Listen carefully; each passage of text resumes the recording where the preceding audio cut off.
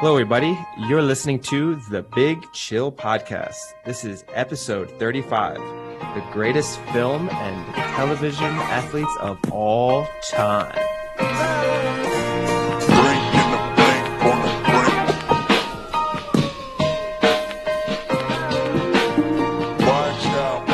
Welcome, everybody, to the Big Chill Podcast. I want to get off and start by saying I apologize for the terrible audio I had last week.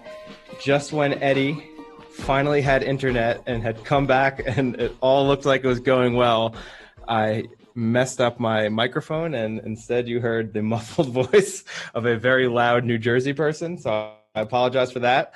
And hopefully from now on, we should be pretty good with audio and be able to provide you some nice streaming content. I'm not sure if you fixed it by threatening to get off at the start of the podcast.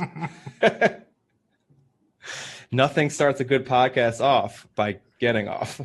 Yeah, I don't know if we want to listen to that. That might be taking ASMR a little too far. So today we have actually a really good episode because we're going to give our top five. I always love a good top five. Our top five best fictional TV or movie athletes. Am I saying that correctly? I don't want to say it wrong and then we get it debated. No, that's right. But actually, this episode is going to be good for one additional reason. And that's because, kind of fitting, I guess, with the theme of TVs and movies, we have to bring one long-running podcast arc to its conclusion. Because I do officially have the internet. Wow. Wait. My own 100% functioning internet in my apartment in my name. So you're not rinsing your next door neighbor dry at the moment? Well, I am in other ways, but not his internet. See, I like that Eddie did this because before we got on the podcast, Sam and I had both said, oh, your internet seems to be doing better. Like it's not cutting at all. It's not choppy because you had been sucking the life and soul out of your neighbor above you. Only for 2 days.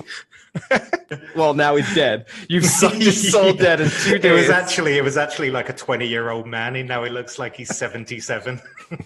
He's like Benjamin Button in reverse. So normal. Yeah, it's an office joke. Congratulations. Yeah, it was pretty big. Mean, I don't think I've ever had to congratulate someone on getting a basic amenity installed, but well done.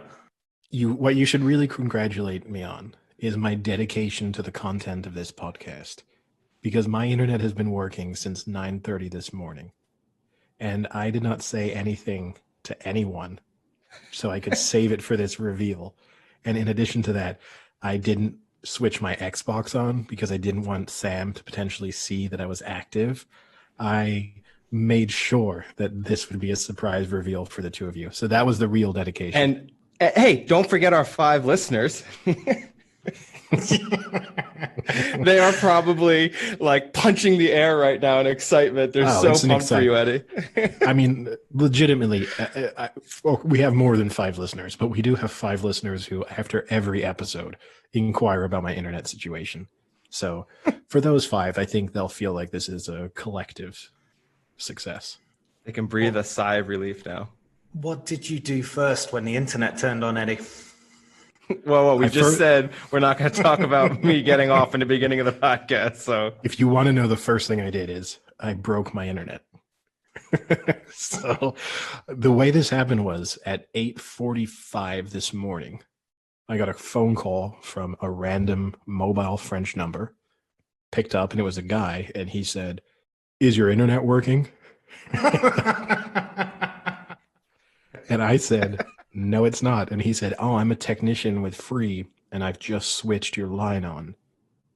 Is your internet box working?" And I said, "Oh, I've unplugged it. I'll plug it in. Call me back in like 10 minutes, and I'll let you know if it's working."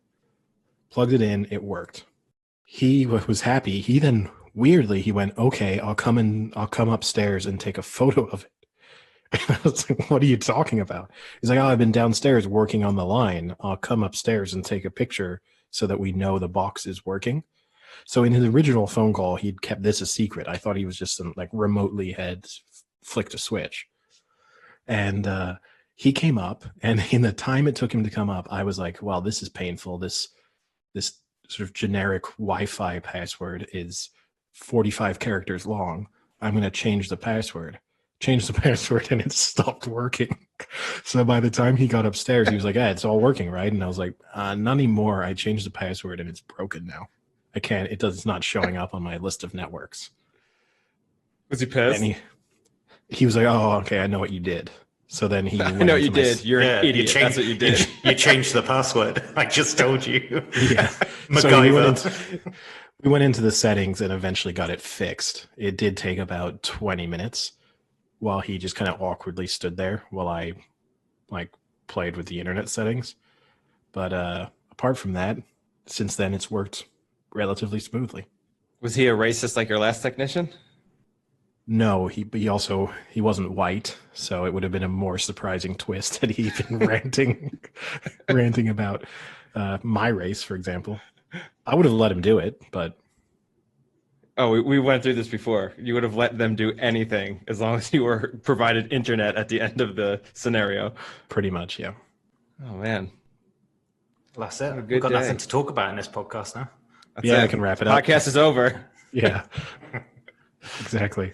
I'm actually trying to think how far ago this started. There must have been about 20 episodes. Yeah. Well, it started officially for me. My internet was stopped working in my old apartment on August 26th. So I have gone nearly the NFL season. Yeah. I've gone nearly 3 complete months. 1 week shy. I should have said, no, please. I'm keeping track of this. If you could just switch it off for another week, that way I'd like the round number, please. It's actually why we called it the Big Chill Podcast, because Eddie was back in the ice age with no internet. Now that he's got it, we might as well have to rename the podcast. Yeah, very good. Yeah, we've got backups here. You can get off on Soup Juice. Now we can officially go to Soup Juice. All right, yeah. So I think we're going to have some pretty good arguments about the top 5. So let's save that and let's go through our picks first for this week, because this will be pretty easy for me. I think I'm going to just give you, all straight winners so we can get through it pretty quickly. I can get back on the top of the leaderboard here. Oh, your current form does not suggest this will be the case. Everyone has a bad game, all right? 2 things. 1, that would obviously, so your plan is to do the complete opposite of last week. And 2, when you say get back on top of the leaderboard, you've literally never been on top of the leaderboard. At one point we were at 0-0. We were all tied for first before week 1. On top? I mean, Eddie. I mean, alphabetically, I guess by last name you would have been top, but by first name you wouldn't have been. Well, we all know my name's boring, so maybe by the boringness of my name, I would have been first. So, all right, Eddie, do you want to give us a lowdown on what happened last week with our? You can just skip that. Let's just go to the I mean, obviously we kind of went over it quickly in the last episode. The good news is we all picked the Vikings Monday Night Football with the spread and just to win, obviously. So we all ended on a high. So that was good at least. Now, watching that game was not ending on a high. We'll probably talk about that later, but that was one of the most miserable offensive performances I've ever seen from the Chicago Bears. And speaking of miserable performances, that meant that Frank finished 4-9-1 for the week against the spread, 7-7 straight up. I went 10-4 straight up, 8-5-1 against the spread, and Yikes. Sammy went 8-6 straight up and 7-6-1 against the spread. So I Eddie kind of is pulled clear now. Yeah, I've kind of stretched my lead. I'm 13 games ahead straight up. So that's going to be difficult to close the gap.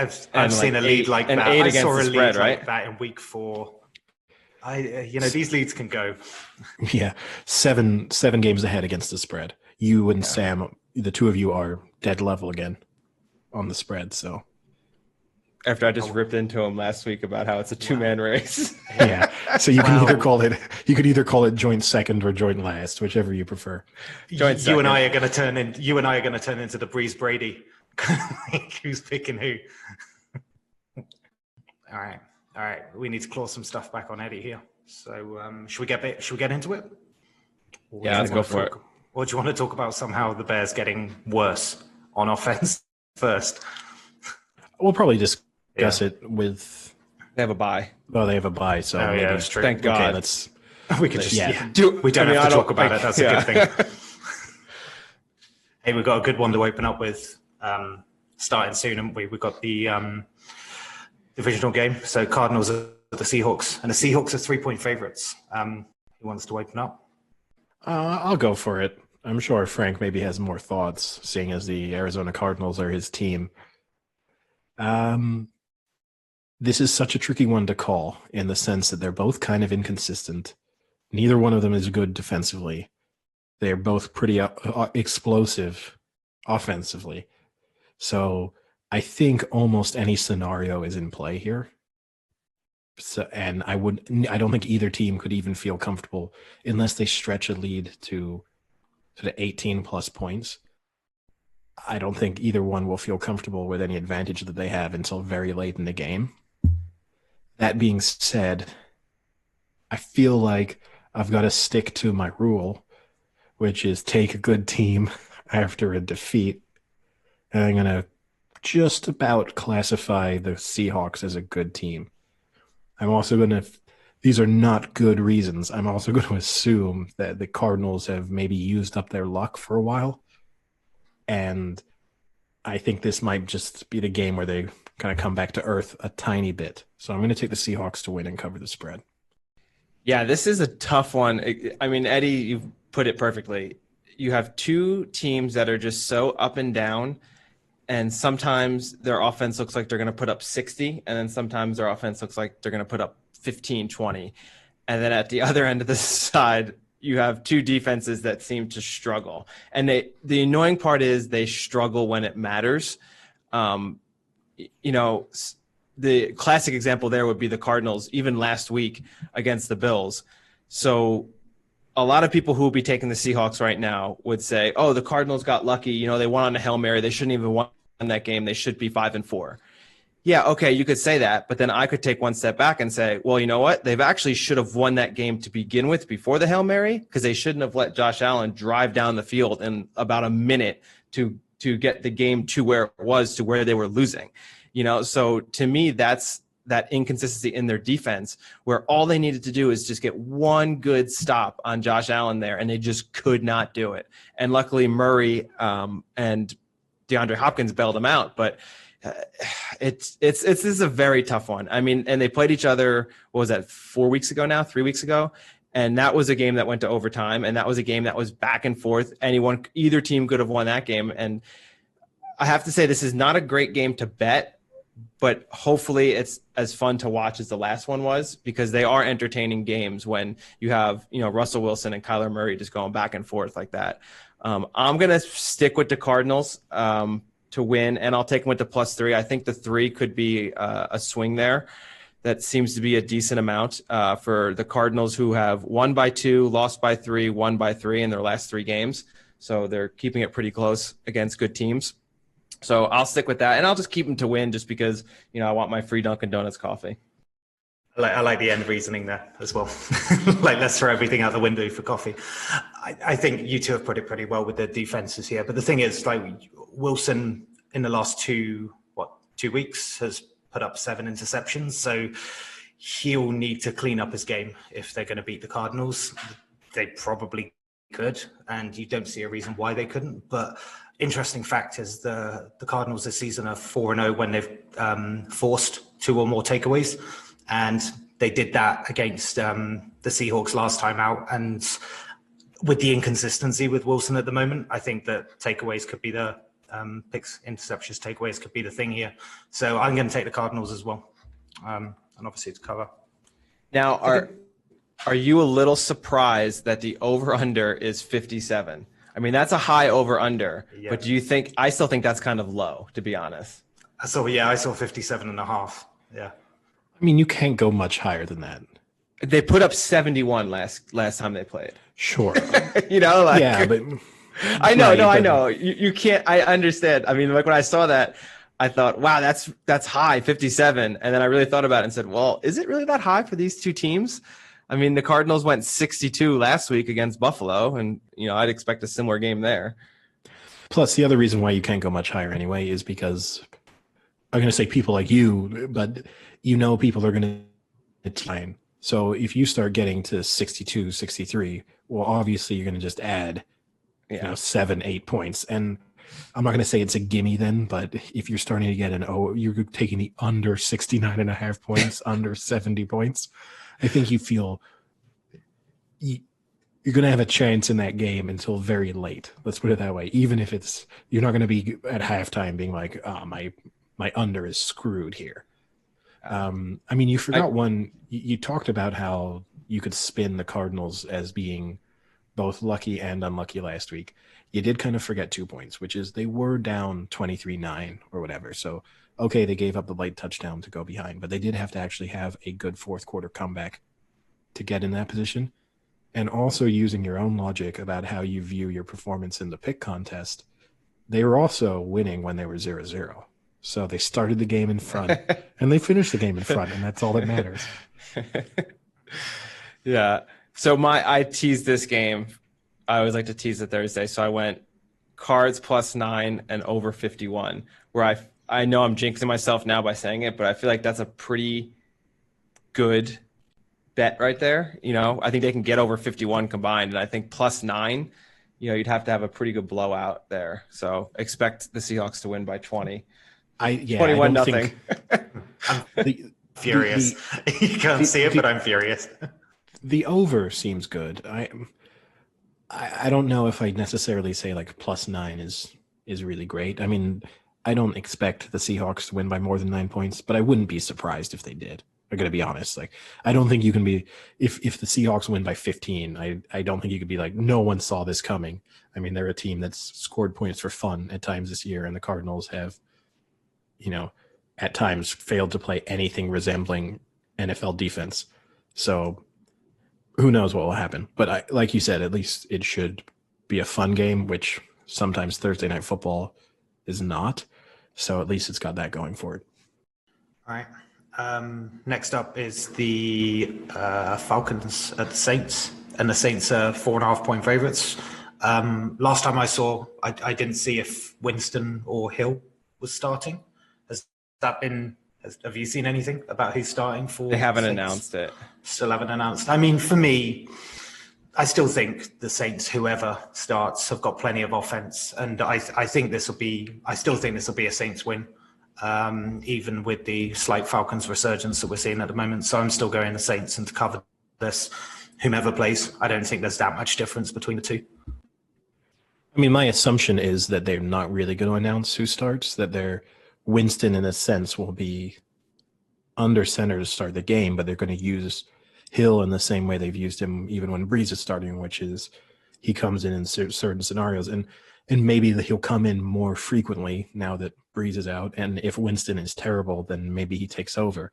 But my guess is they're going to use them as a kind of platoon, which will be interesting to watch. I mean, fundamentally, right, I've spent the year saying that Drew Brees looks like his arm fell off in the offseason. So I kind of see, part of me feels like this might be an upgrade for the Saints. Winston, it's hard to like him sometimes because he's just such an idiot. I mean, even a couple weeks ago when he, on camera multiple times, like ate the W again, which was a weird, I mean, part of me kind of likes the idea that he did this embarrassing thing and now he's embracing it. But at the same time, I don't know if he necessarily is in on the joke to the degree that he needs to be doing that again. But I'm going to take the Saints. I don't think that I don't love it. I would stay away from this game, but I'm going to take the Saints to win and cover the spread. Yeah. So I agree with you on Breeze not looking like he used to look like. I cannot say that Jameis Winston is an upgrade.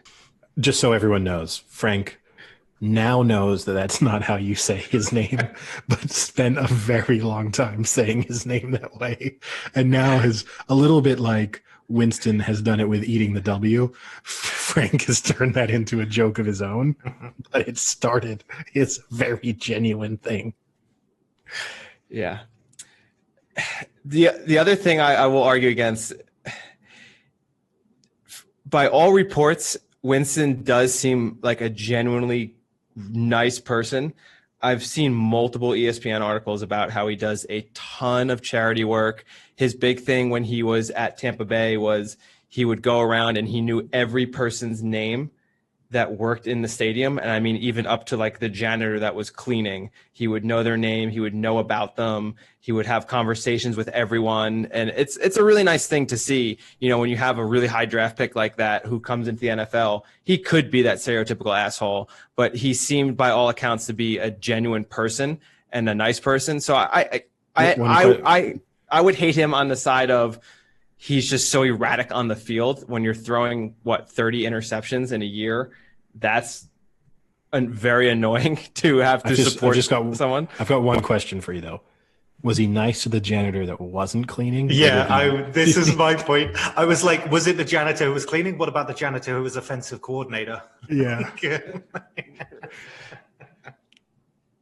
As long as you had a mop in your hand, yeah, Jameis Winston is your friend. And if you didn't have a mop in your hand, Jameis Winston was still your friend. Yeah, depending. No, if you didn't have a wop, oh dear, oh dear, we've just gone full in. I have one. All of us on Parlor. Oh man, I can't wait till the Washington Wops start playing their games. Wow. So for me, I'm going to go against it here. I'm going to go with the Falcons. And I have one not so great reason, the fact that they're actually really good against the bye. So last year off of the bye, they beat the Saints. And I think they can do the same this year off of the bye. With the fact being, when you have Breeze out, you know they're going to be relying on Kamara. They're going to get Alvin Kamara the ball at least 30 times this game. Wait, are you sure? Because they now have a quarterback who can throw over 8 yards. You think they're going to let you think they're going to let Jameis Winston throw the ball and potentially it's either a completion or an interception? I admire you for sticking to this. And I'm part of me is like, can you say his name properly, Frank? Yeah, I've actually forgotten it now. Jameis.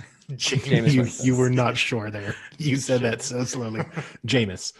But I don't know. I mean, yes, I think Kamara will be heavily involved in their offense, and I'm sure that they'll be conservative in moments, but I don't see any reason to expect. Sean Payton's not a coach who's afraid of going for things, right? This is a guy who famously started a second half of a Super Bowl with an onside kick.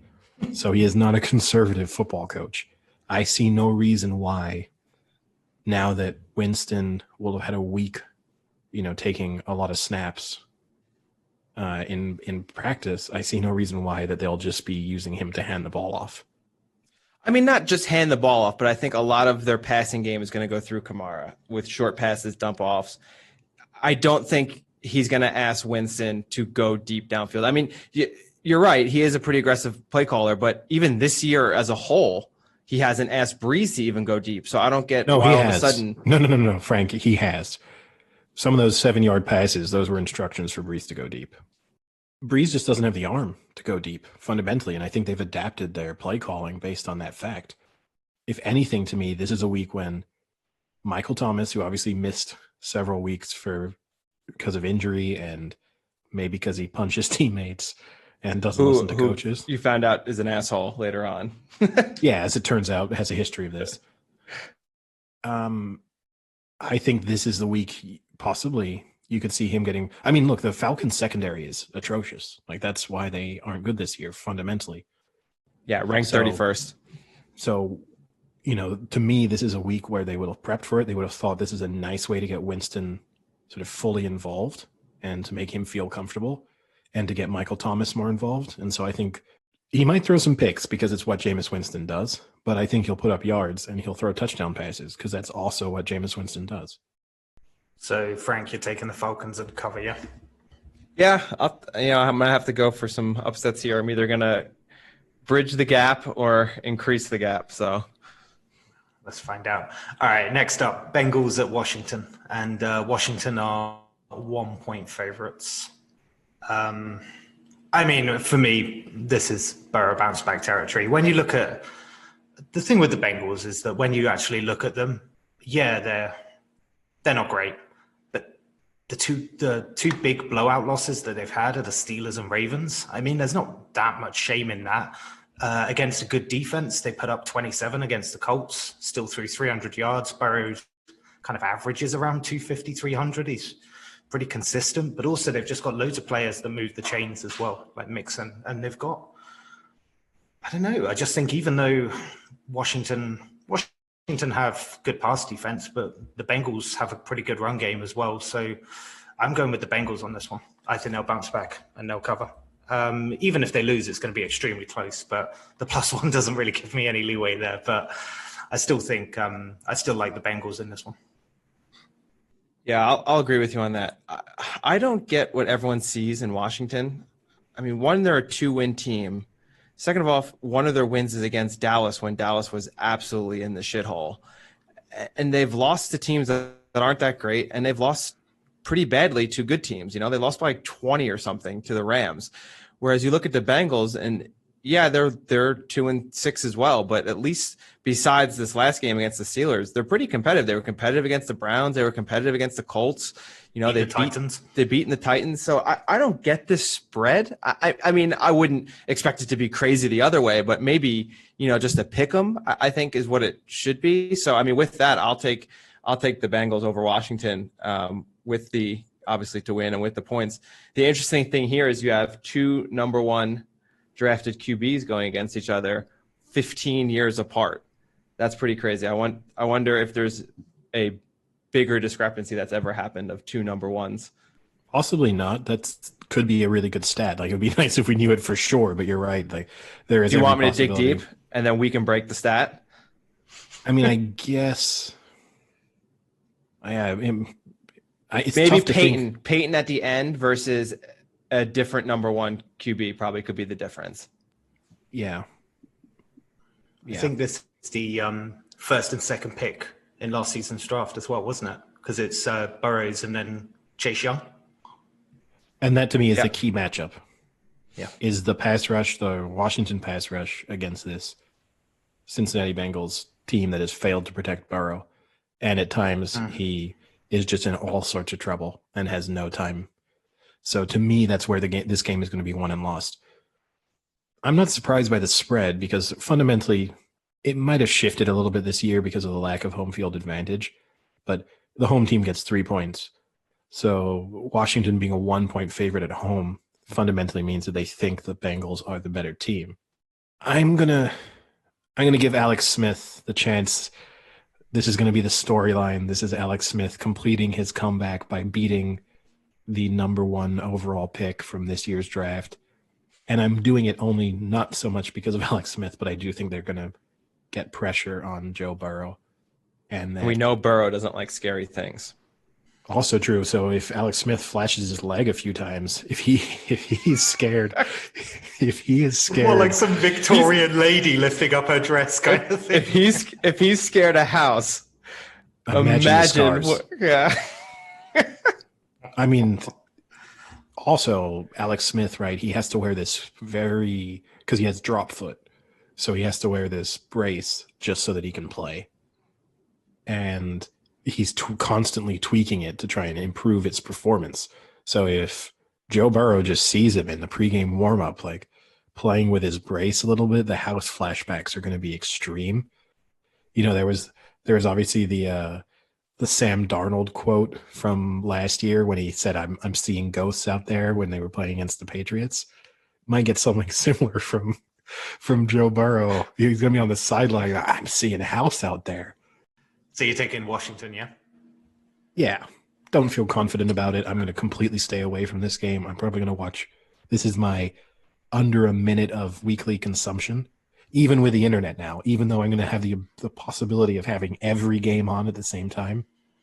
I'm not going to waste any of my bandwidth on this one. or your neighbors. Actually, You maybe, just, maybe log into your. I'm gonna down my own internet. Log into no. theirs. Just this game is so bad that I would just to drain his energy a little bit more. I'm going to use one device to log into his network and just stream this game. Nothing like sucking the soul out of a person by streaming a team formerly known as the Redskins. Yeah, soon to be known as the Washington Wops. The Wops. All right. Lions at the Panthers, and Panthers are 1.5 point favorites. You two might have information on this one as well, but Stafford is expected to play, right? And is Bridgewater expected to play? I haven't seen it from earlier, but anything else confirmed recently? Yeah, I don't know. I haven't heard much except that they're both injured, but they'll both likely play. And I don't know which one's the worst injury because, Bridgewater has been scrambling a lot to keep them into the plays.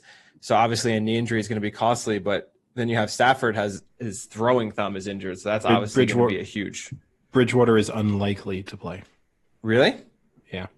I guess that means Stafford is expected to play. Yeah. Okay. Fundamentally, I mean, it really doesn't change who I'm going to pick. So, I mean, they've both got pretty bad defenses, right? So, it doesn't really change too much. But I don't know. Who are you going for anyway? Because I'm torn on this one. I think I've got this allegiance problem with the Panthers that I've backed them more often than not, and I keep getting stung when I bet them, and then they keep covering when I don't. So. I don't know what you think. What's the spread that you have? What are we going to go with? 1.5 in favor of the Panthers.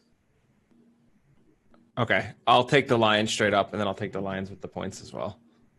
I don't have much of a reason. I don't – like you said, both these teams have kind of just been screwing me over week after week. But, I do think the Lions are the better team here. So I'll stick with the Lions. I'm going to do the same. I don't think anyone could possibly say the Lions are the better team. But if Terry Bridgewater, yeah, well, we've got a track record we can look back on that shows you deciding which team is the better team. It's not very accurate. But assuming Terry Bridgewater doesn't play, it's difficult for me to think that the Panthers will win this game, and that is also kind of assuming that Matthew Stafford does play. He practiced today. So on that basis, I'm going to assume if he practiced on a Thursday, he will play on the Sunday. And so, yeah, I'm going to pick the Lions. I mean, surely that 1.5 line is factoring in that Bridgewater may not play. So they're probably going with the fact that they still consider the Panthers favorites. And I'm trying to think at this point, like on these marginal games, is this where I need to sometimes swing the other way to try and get that pick back? Because this is a complete toss-up for me. Maybe I'm more inclined to go with the better coaching side of the Panthers, I feel. I'm going to go Panthers. I don't say that with much confidence or much rationale, but yeah. All right. Next up is the Patriots at the Texans, and the Patriots are 2-point favorites. Oh, I'll start it off. Patriots are 1-3 on the road, only win against the Jets. It's time for Deshaun Watson to put the team on his back. And beat the facade that is what everyone thinks a decent Patriots team. I think every week I say the word really once, and it is this moment every week. Are you really? Patriots have the third worst pass defense going up against the sixth best QB rated quarterback. And I honestly still can't trust the Patriots because of one crappy weather win against the Ravens. I mean, look, that element is fine, but this is what bothers me sometimes when you make these picks with the Texans involved. You're like, well, I can't trust the Patriots because they beat a playoff team in terrible weather conditions, and I can't beat them because they struggled to beat I can't trust them because they struggled to beat the Jets, or because they lost to this team or that team. And then it's like, but you're going to trust the Texans, who week in, week out, get their absolute asses handed to them by whoever they play. And somehow they're consistently being terrible means that you can't poke holes in them, because if one thing, they're at least predictable. And two things, like we could take the Benjamin Franklin quote and like the things that are guaranteed in life. And at the moment, the only two things guaranteed in your life right now, Frank, are that you're going to predict the Texans will win and the Texans will lose. Hey, just like 2 weeks ago. I mean, Frank, to be honest, considering our closeness in the overalls at the moment, take the Texans. I'm all for it, because for me, I think the Patriots have turned a bit of a corner over the last 3 games. Good win against the Ravens last week. I don't think Cam has thrown a pick in the last couple of games. They've got this outside shot now with the playoffs. What is that? I think I saw 9.8% their chance. I don't know. There's some momentum there. They're playing a bit better. Things are a bit more stabilized. I actually think the -2 is lighter than I thought. I thought this would have been around kind of 4 or 5. So for me, the Patriots, I thought this was quite an easy one, but one back on Frank, I'd like to think. Eddie? I don't think it's easy, in the sense that the Texans do retain this element of talent, and the Patriots have been reasonably unpredictable. So that's me getting as close to Frank's opinion as I could possibly get. That being said, thank you. Appreciate it. I think you can dismiss the Patriots' kind of 2 really disappointing performances as being potentially COVID related. And so, yes, the weather conditions played in their favor on Sunday night, and I don't think they would have beaten the Ravens in normal conditions. I think that's for sure. But they're a much better team, and they seem to be figuring themselves out a bit when you look at how Harris is becoming involved in their offense. And on that basis, I just don't know. I mean, let's also not forget, this is Bill Belichick against the Texans. And Bill Belichick has nearly made a career out of just beating the Texans. I mean, he's probably but that's when Bill O'Brien was the coach. He's probably disappointed that the Texans are they're so incompetent that they're going to deny him his usual January treat of playing them and beating them in the first round of the playoffs. This is probably the thing that's going to bother him, and this is going to guarantee that he sees this as his kind of fake playoff game and just goes in and absolutely shellacks them. So I'm taking the Patriots. All right. Eagles at the Browns. And the Browns are 3-point favorites. Every week we talk about a team that we think doesn't get enough respect in the line. I'm trying to figure out how the Browns are only 3-point favorites in this game. I know that they put up virtually no points last week. I know they haven't looked great over the course of this season, but I don't know how anyone watched the Eagles play last Sunday and thinks, yeah, I think they're only 3-point underdogs against what is clearly going to be a playoff team. Now, that being said, maybe my confidence in the Eagles losing have probably peaked for this game and the Niners game. So read into that what you will. So there's every chance yet again the Eagles figure things out just in time. I thought they would win last week, they thoroughly let me down. I think that they'll lose this week. They'll probably thoroughly let me down again. But I just think that the Browns will run all over them, control the clock, and also they have Myles Garrett is going to get pressure on Nick Foles, and you're just going to see Nick Foles scrambling in the backfield, mentally deficient as he is, according to some NFL executives, as Frank found out. So has Nick Foles been traded back to the Eagles? Sorry. Carson Wentz. Ruined that joke. Yeah. I bet you right now they wish he had been traded back. Yeah. I mean, he has the most turnovers in the league. Even with his broken hip, or even if he had his broken hip, I think they'd rather take Nick Foles with one hip over Carson Wentz and one brain cell. I mean, the thing with the Eagles, right, is that this, in their division, if they want to win it, this is the game, right? Because I think their next 3 are the Cardinals, Saints, and Packers, right? So they're losing those 3. So is this the game where out of those 4, they say, if we're going to do anything, really, this is the one. You say this, Sam, but this week I looked because I was like trying to look at interesting divisional bets. And so I was looking through all of the current divisional odds, and I got to the NFC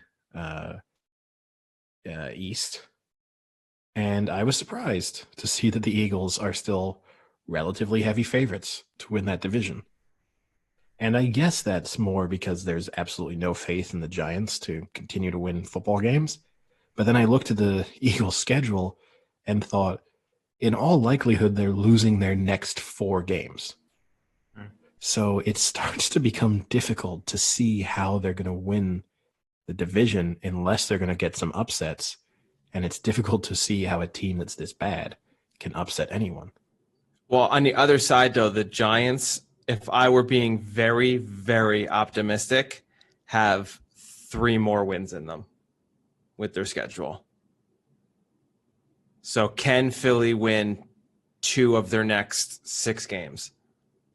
Probably not. Probably not. I mean, here's the interesting thing. Nail biter. Here's the interesting thing is no one in that division is being ruled out. The Cowboys are the longest odds to win that division. They are 8-1. I mean, you're looking at I would say 5-11 wins this. Either 5-11 or what are the Eagles? 5-10-1. 5-10-1 might win that division. Yeah. But they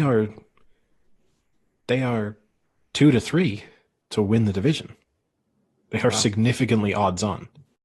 I'll tell you what, though, like, I actually agree with you, Eddie, about the Browns. They should win this one. But you know what? I have this gut feeling with the Eagles that this is one of those win ugly games, because I appreciate the Browns have had like bad weather in the last couple, which probably explains the low scores. But if it is the case that the Browns aren't scoring at the moment, then it just gives the Eagles that slight capacity to not have to put many on the board to sneak a win. It just, I don't know, like, it's just one of those win ugly things. But it's really tough not to go with the Browns on just a field goal. I think that's the problem here. Let's just take you're right. Just thinking about this division again. So the Eagles have the Browns. Let's say they lose. They have the Seahawks. Let's say they lose. They have the Packers. Let's say they lose. They have the Saints. Let's say they lose. They have the Cardinals. Let's say they lose. And then, okay, they have the Cowboys and Washington. So 2 divisional games against 2 bad teams. They need to win both of those.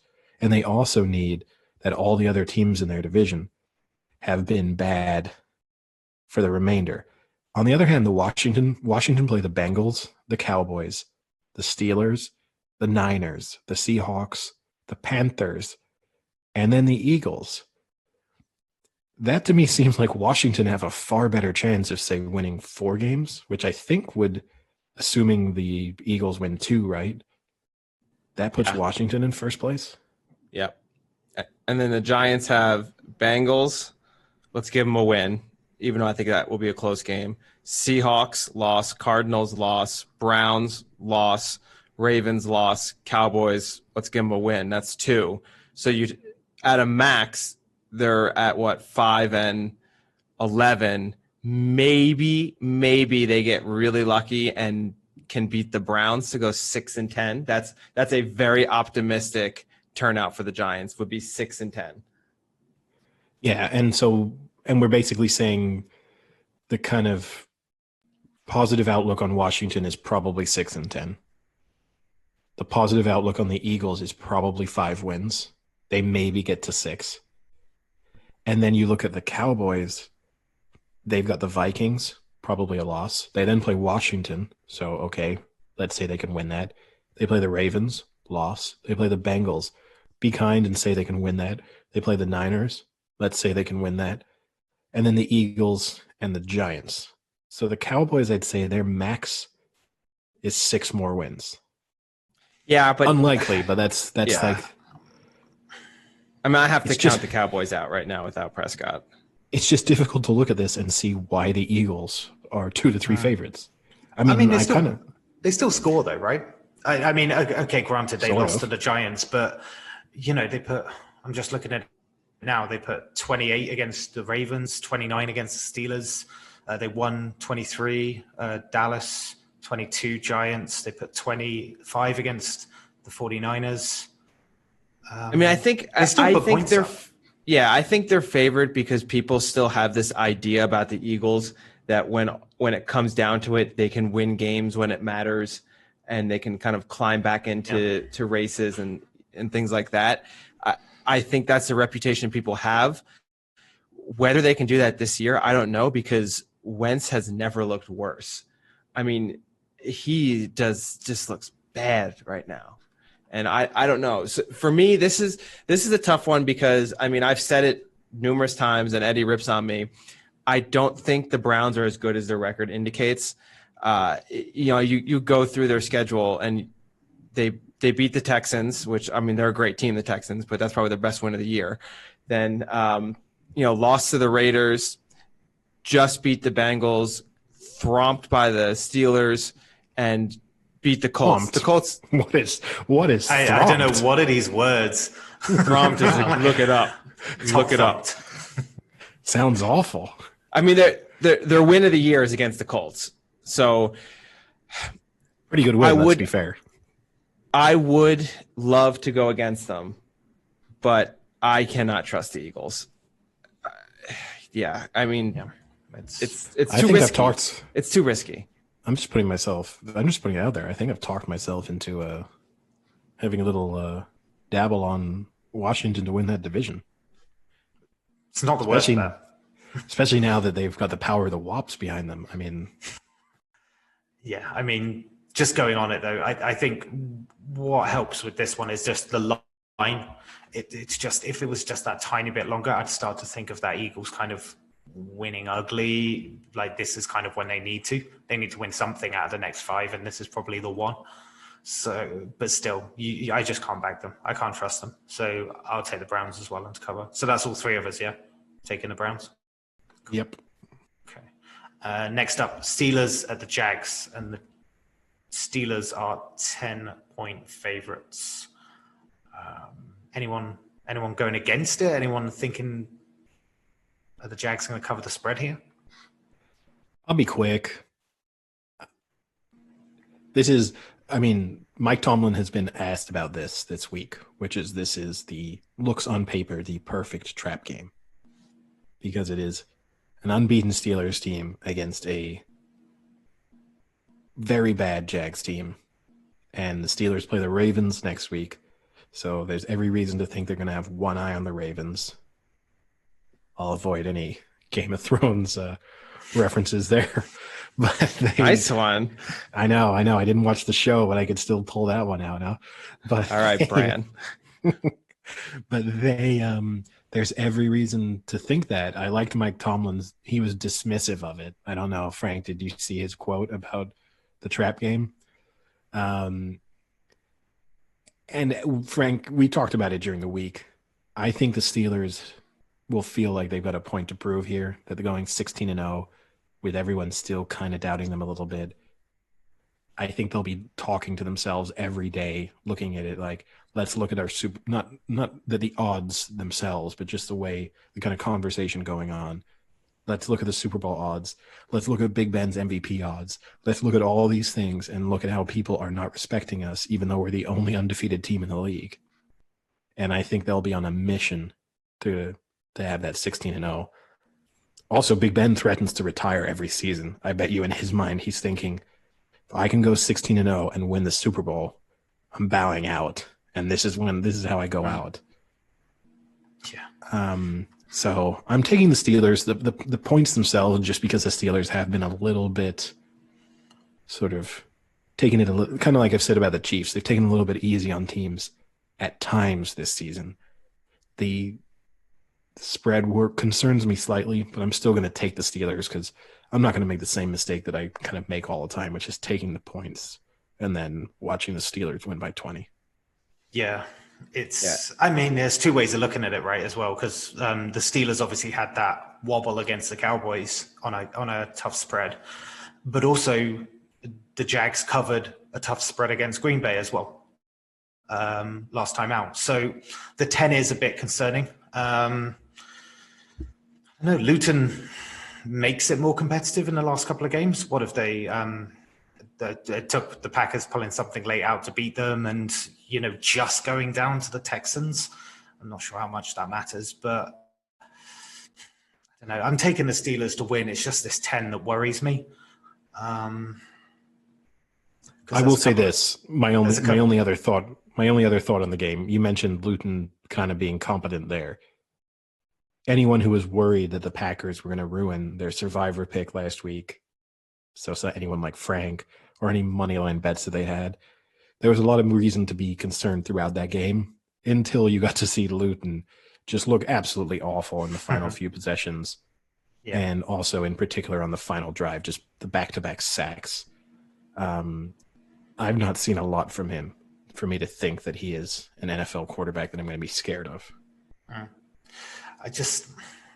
The problem is as well, I look at the week of games, and there's some bigger spreads coming up later that I'm getting a team to I'm taking the underdog to cover.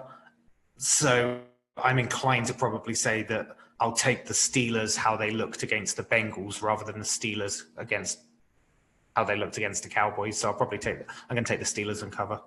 I agree with everything Eddie said 100%, except it's still a trap game. I agree. I've heard what Tomlin said. I agree with, Big Ben trying to make this a 16-0 season. They feel like they've been slighted, but it's still a trap game. You have a team who's coming off of a loss where they're going to, even though they lost, in that locker room, they felt pretty good about themselves, almost taking down Aaron Rodgers and the Packers. They're now coming home, have the undefeated team to play. This is basically their Super Bowl. This is as close as they're going to be able to get to have a meaningful victory and feel really good about an absolute shit season. I have to think they're going to be all in here. My worry is exactly what Eddie said, is Luton is no good. I mean, maybe he gets lucky here and his 1 week progression is astonishing, but now you're going up against the Steelers and Watt and a very formidable pass rush. It's going to be scary for him. I did not take the Steelers as my survivor pick this week. I took them once. I got lucky they won. I'm not going to do it again. The Steelers know how I feel about them, and they are definitely out to get me. So I've not taken them this week. With that, coupled with the fact of it being a trap game, and I'd love to see the Steelers lose because I'm sure tons of people are taking them in a survivor. I'll take the Jaguars with the points, but I'll stick with the Steelers on the money line. My prediction, Luton and the Jags get absolutely thromped. Now, do you know what thromped means? Did you look up the definition I said? We got. I mean, I read what you sent us. Yes. It's always good. It's always good when the definition is from Urban Dictionary. So, for anyone to save you all the time of now typing this into your browser or your smartphone, the Urban Dictionary definition of thromped is the middle ground between thrash and pump, a euphemism for hardcore sex. Could you put that in context, please, Eddie? I think I did. The Steelers are going to absolutely thromp. No. I want the context in the chat that has just been posted. Oh, no, because that context doesn't come from Urban Dictionary. That context comes from Frank, I believe. No, that's Urban Dictionary. That's what they put. Oh, that is actually. Well, you think Frank? You think that Frank wrote that? Yeah. Maybe it's in the wrong chat. So, the Urban Dictionary example. Context was, man, I like to thrump that ass. But here's the thing: is you said thromped, not thrump. Thrumped. Yeah, actually, that's interesting. Yeah. You said thromped with an O. Yeah. Not to thrump. We'll give it to you. It's close enough, but you said thromped. But just don't do it again. No, it's okay. No. But all right, for reference though, I think it's spelled wrong in it because I'm looking up the definition of thrump. So the definition of thrump, when they use the word, they typed it as thrump. Wow, I just love that we've got to go down an Urban Dictionary rabbit hole on the podcast. Nothing better than an Urban Dictionary rabbit hole. There's always a lot of credibility in a dictionary that spells it wrong in the definition. Yeah. So I just wanted to throw this out. It's a pretty interesting stat I found. So the Steelers are the first 10-0 team since 2015. There's only 26 teams that have ever begun a season with 10 straight wins. Of those 26, 6 went undefeated for the regular season, 5 finished with just 1 loss, 9 finished with 2 losses, and 5 finished with 3 losses. The worst 10-0 team ever to finish was the 2015 Patriots, who went 12-4. But that was pretty cool. Only 26 teams. Since 2015 is the first team. I wouldn't have expected that. Yeah, it is a little bit surprising. If you'd asked me to guess, I would have thought that someone had done it more recently. All right. Next up is the Titans Ravens, and Ravens are 5.5 point favorites. This has to be that matchup that on paper, like several weeks ago or at the beginning of the season, looked amazing, and then now it's just starting to look decidedly mediocre. Yeah, well, I mean, it was the AFC divisional playoff last season, right? Yeah, but even at the start of the year, both of them looked really good. I kind of don't know how to read this game because the Titans seem to be a different team almost every week. The only thing consistent about them is that they can't play defense. And I thought you were going to use the only thing consistent is their inconsistency. But for that reason, just because I think that although I don't think the Ravens offense is amazing at the moment, the only thing I can rely on is that I know that the Titans can't tackle, and that's going to be a concern when they're going to have to try and stop Lamar Jackson. So I'm going to take the Ravens to win and cover the spread. Kind of falls, I guess, also into my category of a good team after a loss. So I guess it checks a few marks for me. So that's who I'm going with. I saw interesting stat that if the playoffs were cut today, the Ravens would be the last team in the AFC to squeak through, and the Titans would just miss out.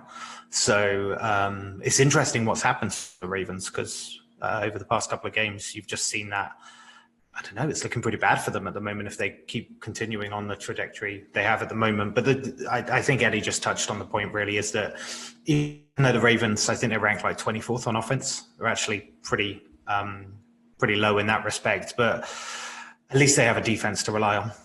The Titans don't. So it's a case of if the Ravens offense kind of falters, they've still got a defense behind them. Whereas if the Titans offense falters, they've got nothing to help. So for that reason, I'm going to take the Ravens. 5.5 seems fair, but I'll take the Ravens to cover. This is tough for me because exactly what you guys are saying. The Titans defense just doesn't look like what it used to be. And what I mean by used to be was what it was when they played them in the divisional playoffs and they put up a great game plan against Lamar Jackson and, stopped Lamar Jackson and beat Baltimore. I'm hoping they can do that again. The only, I guess, upside is the Ravens don't look as good on offense as they did last year when they were in that divisional game. So I'm going to kind of call it a stalemate where the Ravens offense has decreased, but the Titans defense has also decreased. But they at least have the game plan from that game of how to shut down Jackson. So I'm hoping that they stick to it and are able to do that again. I think this is going to be a rebound game for the Titans offense. I think they're going to get back to giving it to Henry and let Henry just pound and pound and pound. And hopefully Tannehill can just be efficient and not throw in interceptions. I mean, he's been pretty efficient all year. He's only got 3 picks. So as long as they can avoid the turnovers, I think they can beat them. So I'm going to take the Titans straight up and then with the 5.5. Next up is the Broncos. The Dolphins are the Broncos, and the Dolphins are 3.5 point favorites. The line confused me a bit. I mean, is it because it's in Denver that this seemed low? I mean, Drew Lock's out as well. The Broncos haven't really been able to piece anything offensively. That's why, because Drew Lock's out. Yeah. Okay. No, just kind of like adding to a multitude of reasons here. But the thing is, the Dolphins, Chua's playing pretty sensible, if not spectacular offense at the moment. But the Cardinal game showed that they don't really have to do that much and can still pull out wins. So for me, the 3.5 seemed a bit strange. I really like the Dolphins here and the 3.5 points. So I'm taking that. 3.5 seems about right to me, again, considering they are on the road. So that's them saying they're a 6.5-point favorite. I mean, also I don't know what the weather prediction is for Denver, but you do have a team that plays in Florida going to play at Mile High in altitude that they're obviously not going to be totally accustomed to in potentially not great weather conditions. So for that reason, you might be a little bit concerned.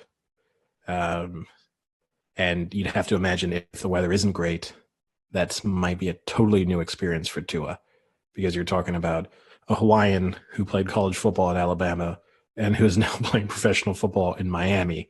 So he won't necessarily have been exposed to a lot of bad weather games. But yeah, the Dolphins are better in every aspect. So for that reason, they can be a little bit off their game. They can even be a little bit bad on one side of the ball, and I think they're still going to win this game. So I'm going to take the Dolphins, and I'm going to take them to cover the spread. Yeah, I'll keep this short. I agree. Dolphins to win, Dolphins to cover. The two facts that I uncovered that were pretty cool is the Dolphins have the second longest win streak in the NFL right now. And, they get no respect with a 5-game win streak, which is pretty impressive. And this one I thought was really neat. For the first time in over 3 years, the Dolphins are a road favorite. That's pretty impressive. Pretty impressive. Yeah. Just to touch on the weather forecast, looks okay. Not particularly warm, but sunny. So he's not going to be encountering any. I know a lot of people listen. Well, Eddie, you should be a meteorologist. Not particularly warm, but sunny. I mean, thanks.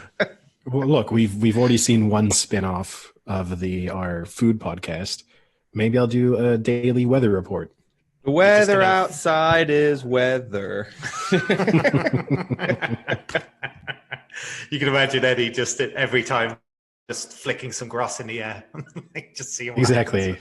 Yeah, I'll just flick some grass in the air and then I'll do the Chernobyl quote. Not good, not bad. I love how you just predict everything from the grass spray. So you do that and you go, yeah, I think it's going to be sunny tomorrow. Exactly, yeah. You do the Mean Girls too. I'm not as familiar with all of the quotes from Mean Girls. It's a movie I saw once when I was 14. It's a bit of a gay. It's a bit of the hold the boob, isn't it? Yeah. She holds her boob. It's like it's raining. It's a bit of a gay rite of passage, that film. Most homosexual people would have watched that. Yeah, Frank proves that point. Yes. Love it. Wow. That turn of the head then was you were horrified. Well, in a podcast, remember where he said he started off by talking about getting off. He then had thromping, and then he said that the Titans were going to pound and pound and pound it. So I mean, the Mean Girls might reference. Have been a fourth pound in there as well. Yeah, probably. All right. Next up is the Jets at the Chargers. I have a point about this one is that I didn't really think about the Jets in this one. I just thought of the fact that you've got a team that's 2-7 as 10-point favorites. I mean, that worries me. I don't know what you guys think. I saw the pictures of Herbert with his new look. He looked terrifying. I would be petrified if I lined up against that. He's gone school shooter on us. I think he looks like he's 12. Yeah. He went.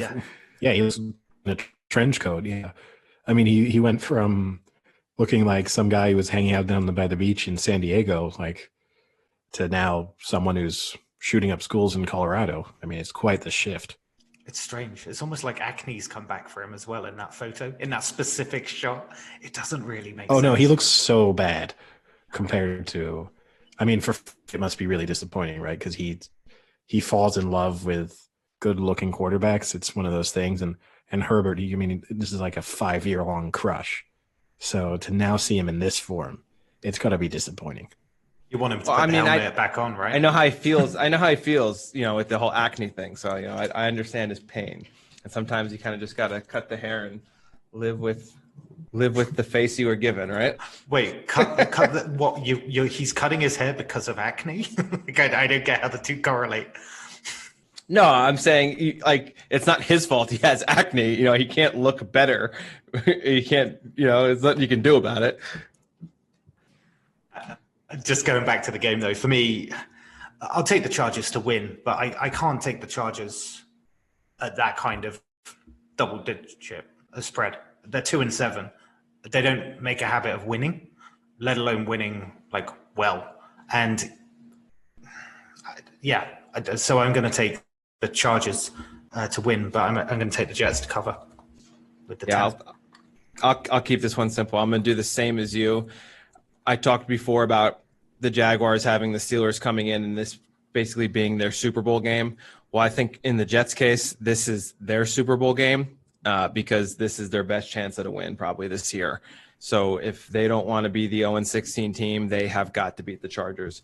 So given that, I don't think they will, but I think they're going to give it a good effort. They're going to give it a grade A effort, and they're going to keep it relatively close. And 11, 10, 11, whatever, that's a lot for a 2-7 team that, has, I don't see that. I don't get this whole theory that these terrible teams have these weird Super Bowls that they've thought up, and so that suddenly they're going to transform from terrible to decent because their dignity requires that they perform at least once a year.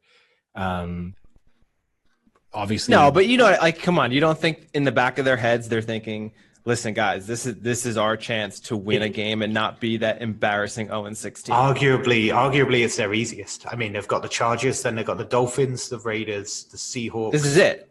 I mean, this is basically it. If they lose this game, they're 0-16. They're 0-16. Two reasons for that. One, they want to go 0-16. They might need to go 0-16. Or they can't really afford to win many games before they risk losing the overall number one pick. Then, in addition to that, I mean, if you're not, you say in the back of in their heads, they're going to be telling themselves, "This is a game we win." I mean, I think in their heads they've already booked their vacations. They're already mentally checked out. They are thinking, "Okay, guys, let's just go through the motions for a few more weeks. It's already been embarrassing enough this year. Can't get worse." So I'm going to... Well, can get worse. They can get thromped by the Chargers. They might want to get thromped. Maybe they enjoy it. To me, they put in their good performance against the Patriots. They then still somehow managed to blow that one. That was their only chance. I mean, how are they going to recover from kind of that disappointment? I think I'm obviously taking the Chargers to win. Doing anything else would be totally insane. And I'm going to take them to cover the spread because I'm not going to take the Jets in under any circumstances. And they had it pretty close. Well, second half aside, they had it pretty close against the Bills as well. So there's 2 games where they've kept it pretty close on tough spreads. But anyway. What was the final score of that Bills game? What was it, like 18-10? Yeah, I think it was 18-10, wasn't it? Wow. But anyway. I guess that qualifies that qualifies as close. It does with this team. Wow. And that was a QB bad. Without acne. But, all right. Next up is the Cowboys at the Vikings, and the Vikings are 7-point favorites. I'll keep this one really quick. Taking the Vikings seems one of the safest picks of the week in terms of money line. I know they're one of the heavier favorites of the week. Same time, just still struggle to see what there's really to like about the Cowboys. The Vikings actually continue to look reasonably competent, even on Monday night. Their defense is pretty good. They're up against a really tough defense in the Bears, who shut down the best aspect of their game in terms of stopping the Vikings from effectively running the ball. But they have their playoff hopes are still well and truly alive. Expect them to win this. I think they'll cover the spread because I just think they'll also now be able to run the ball almost at will on this Cowboys team. And so you then throw in a very pumped up, very motivated Cousins. I mean, my Kirk Cousins IV, when they got that first down and he just ran down the field screaming. I mean, my IV was, I've not seen a flow rate like that in a long, long time. That's a weird sentence. I'm taking the Vikings and I'm taking the cover spread. To be honest, I ain't got much to add to this one. Yeah, I think seven's one of those annoying ones where I'd actually rather not have the chance of the push and go 7.5. But anyway, yeah, I'm taking the Vikings into cover. Same. Third ranked run game against the 28th ranked run defense. And they've been doing what they should be doing and not having to rely on Cousins and just give the ball. Let Dalvin cook, right? That's the new one now that the kids are saying. So I'll take the Vikings and I'll take them with the points. Don't act like you're cool. They had to rely on Cousins on Monday night. I mean, you got to give him slightly. Who else got them to win? I mean, you could say their defense, but their defense, the inaptitude of the Bears' offense. All right. Next up, good matchup is Packers at the Colts, and the Colts are 2-point favorites. I don't really know how to go on this one. These are two teams that I think are good, but they're two teams that are kind of unreliable, and this is definitely a stay away from me. A game I'm definitely going to be watching because I think it will be entertaining because they can both put up points. Their defenses sometimes don't turn up. I mean, I think the Colts have a pretty good defense. The Packers, unsure about. I'm going to take the Colts. I don't love it. I don't like the Rivers-Rodgers matchup, but I like every other part of the Colts matching up against every other part of the Packers. And so for that reason, assuming Rivers doesn't absolutely shit the bed, I feel confident that they can win this game. But I don't think you can ever rule out Rivers just being disastrous. Yeah. I mean, I looked at the like you said, this one was close. So I kind of let myself be driven by their stats, considering we've got a lot to go on. And at the moment, the scores, the Packers average 30.8, the Colts average 26.9. But the one so there's what, 4-point difference there when they score. But the one that really interested me was that the Colts only allowed up 19.7, and compared to Green Bay conceding 24.9. So you think, right, the Colts score about 27, Packers give up about 25. So you think the Colts are going to be around that mark. I can see the Colts defense doing more to shut out the Packers offensively. And so I'm letting myself be driven. The Colts don't allow many passing yards, and the Packers don't really use rush as their main weapon. So I think for me, this is a good one for the Colts. So I'm going Colts into cover. Yeah, I'm with both of you guys. This is a real big toss-up. It really depends. These are two teams where it really depends on what team wants to come out and play. I think this is a game where Rodgers will be fired up. He knows this is a playoff-like game, and he loves to shine in that scenario. So for no real particular reason other than I believe Rodgers is significantly better than Rivers, I'm going to take the Packers. But as Eddie said, this is a stay-away game for me.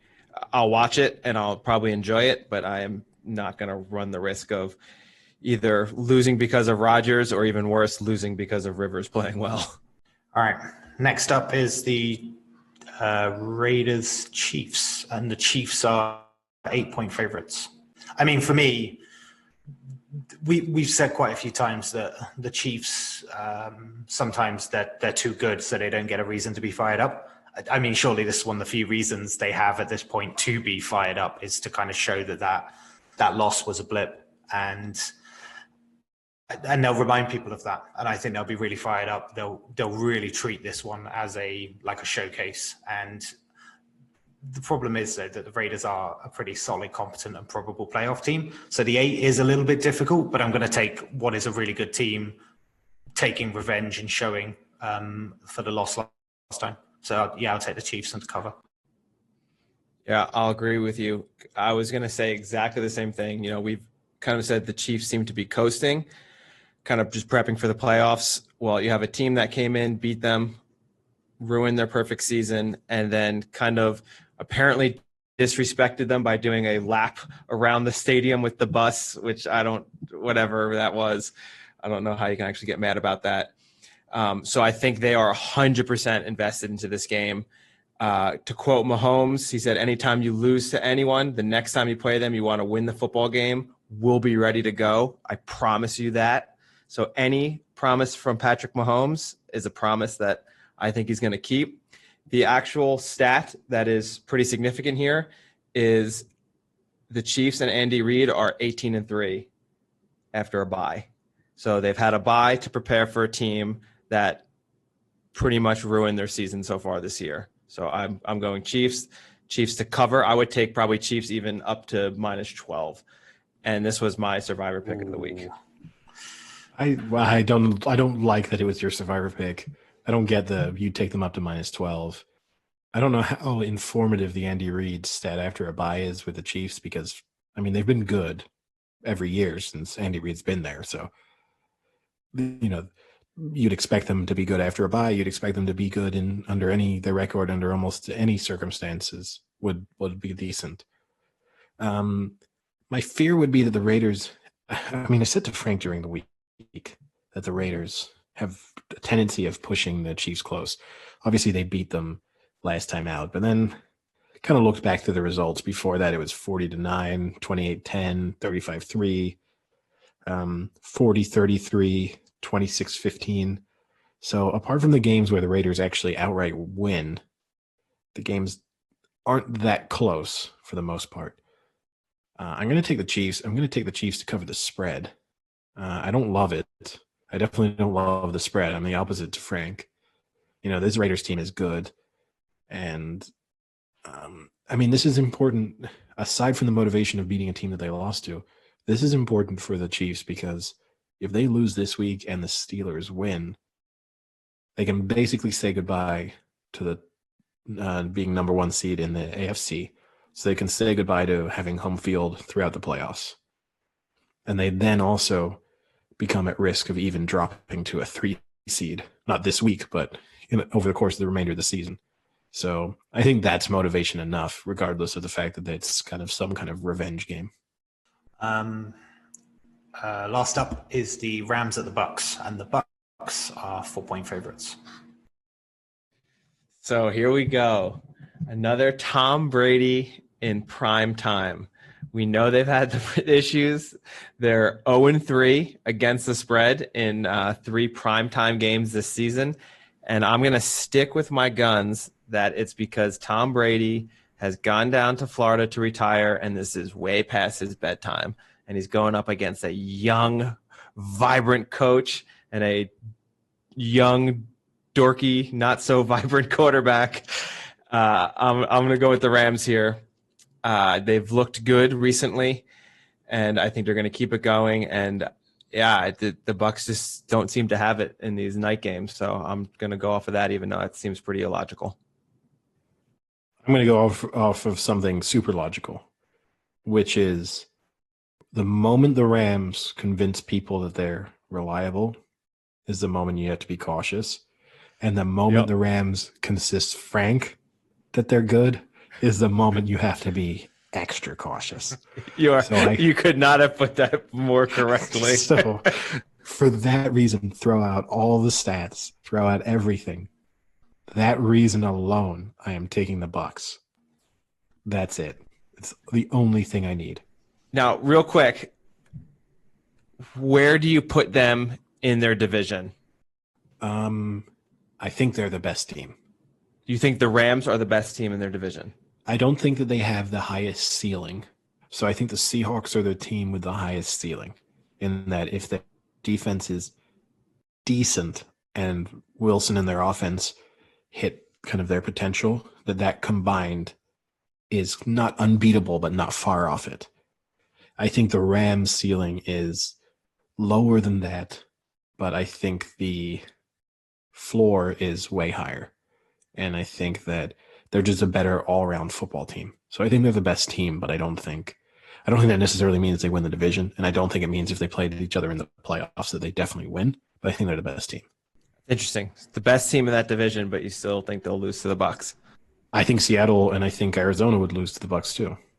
I'm interested by this one. Like the Rams played really well last time out, and they actually Russell Wilson didn't have a passing TD.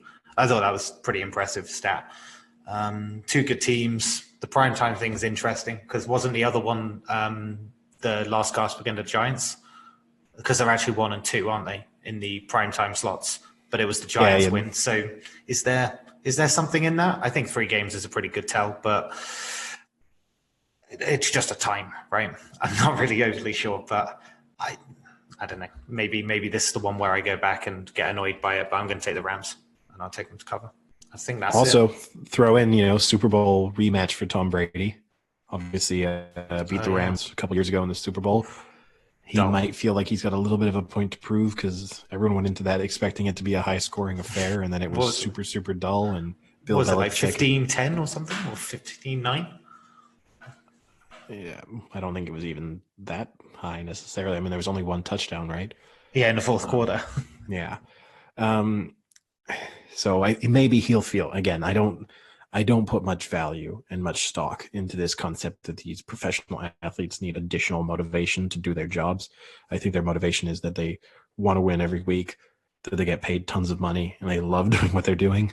So I don't think Tom Brady, aside from the weird things that have motivated him his entire career, needs anything else.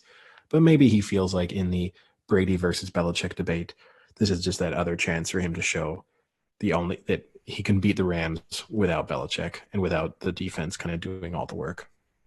I don't know. That didn't sound like your mentality with the Jets team about these people getting seriously well paid, but That's because they're terrible. Yeah, but I'm not. I agree with that. But you said they've already checked out. So even with all this money, Frank's logic would be if you stuck me in like the 100-meter final, or like none of the Olympics, but you put me into like some random 100-meter event, and I get lined up there against Usain Bolt. Like Usain Bolt's going to be like, oh come on, I've won multiple Olympic golds, world championships, I hold world records. I don't really need this one. And me, I'm going to be lined up there waiting for the starter's gun. This is my Olympic final. This is where I go. And the reality is 3 steps in, I tear my hamstring, face plant, and they go, oh yeah, should have seen that one coming.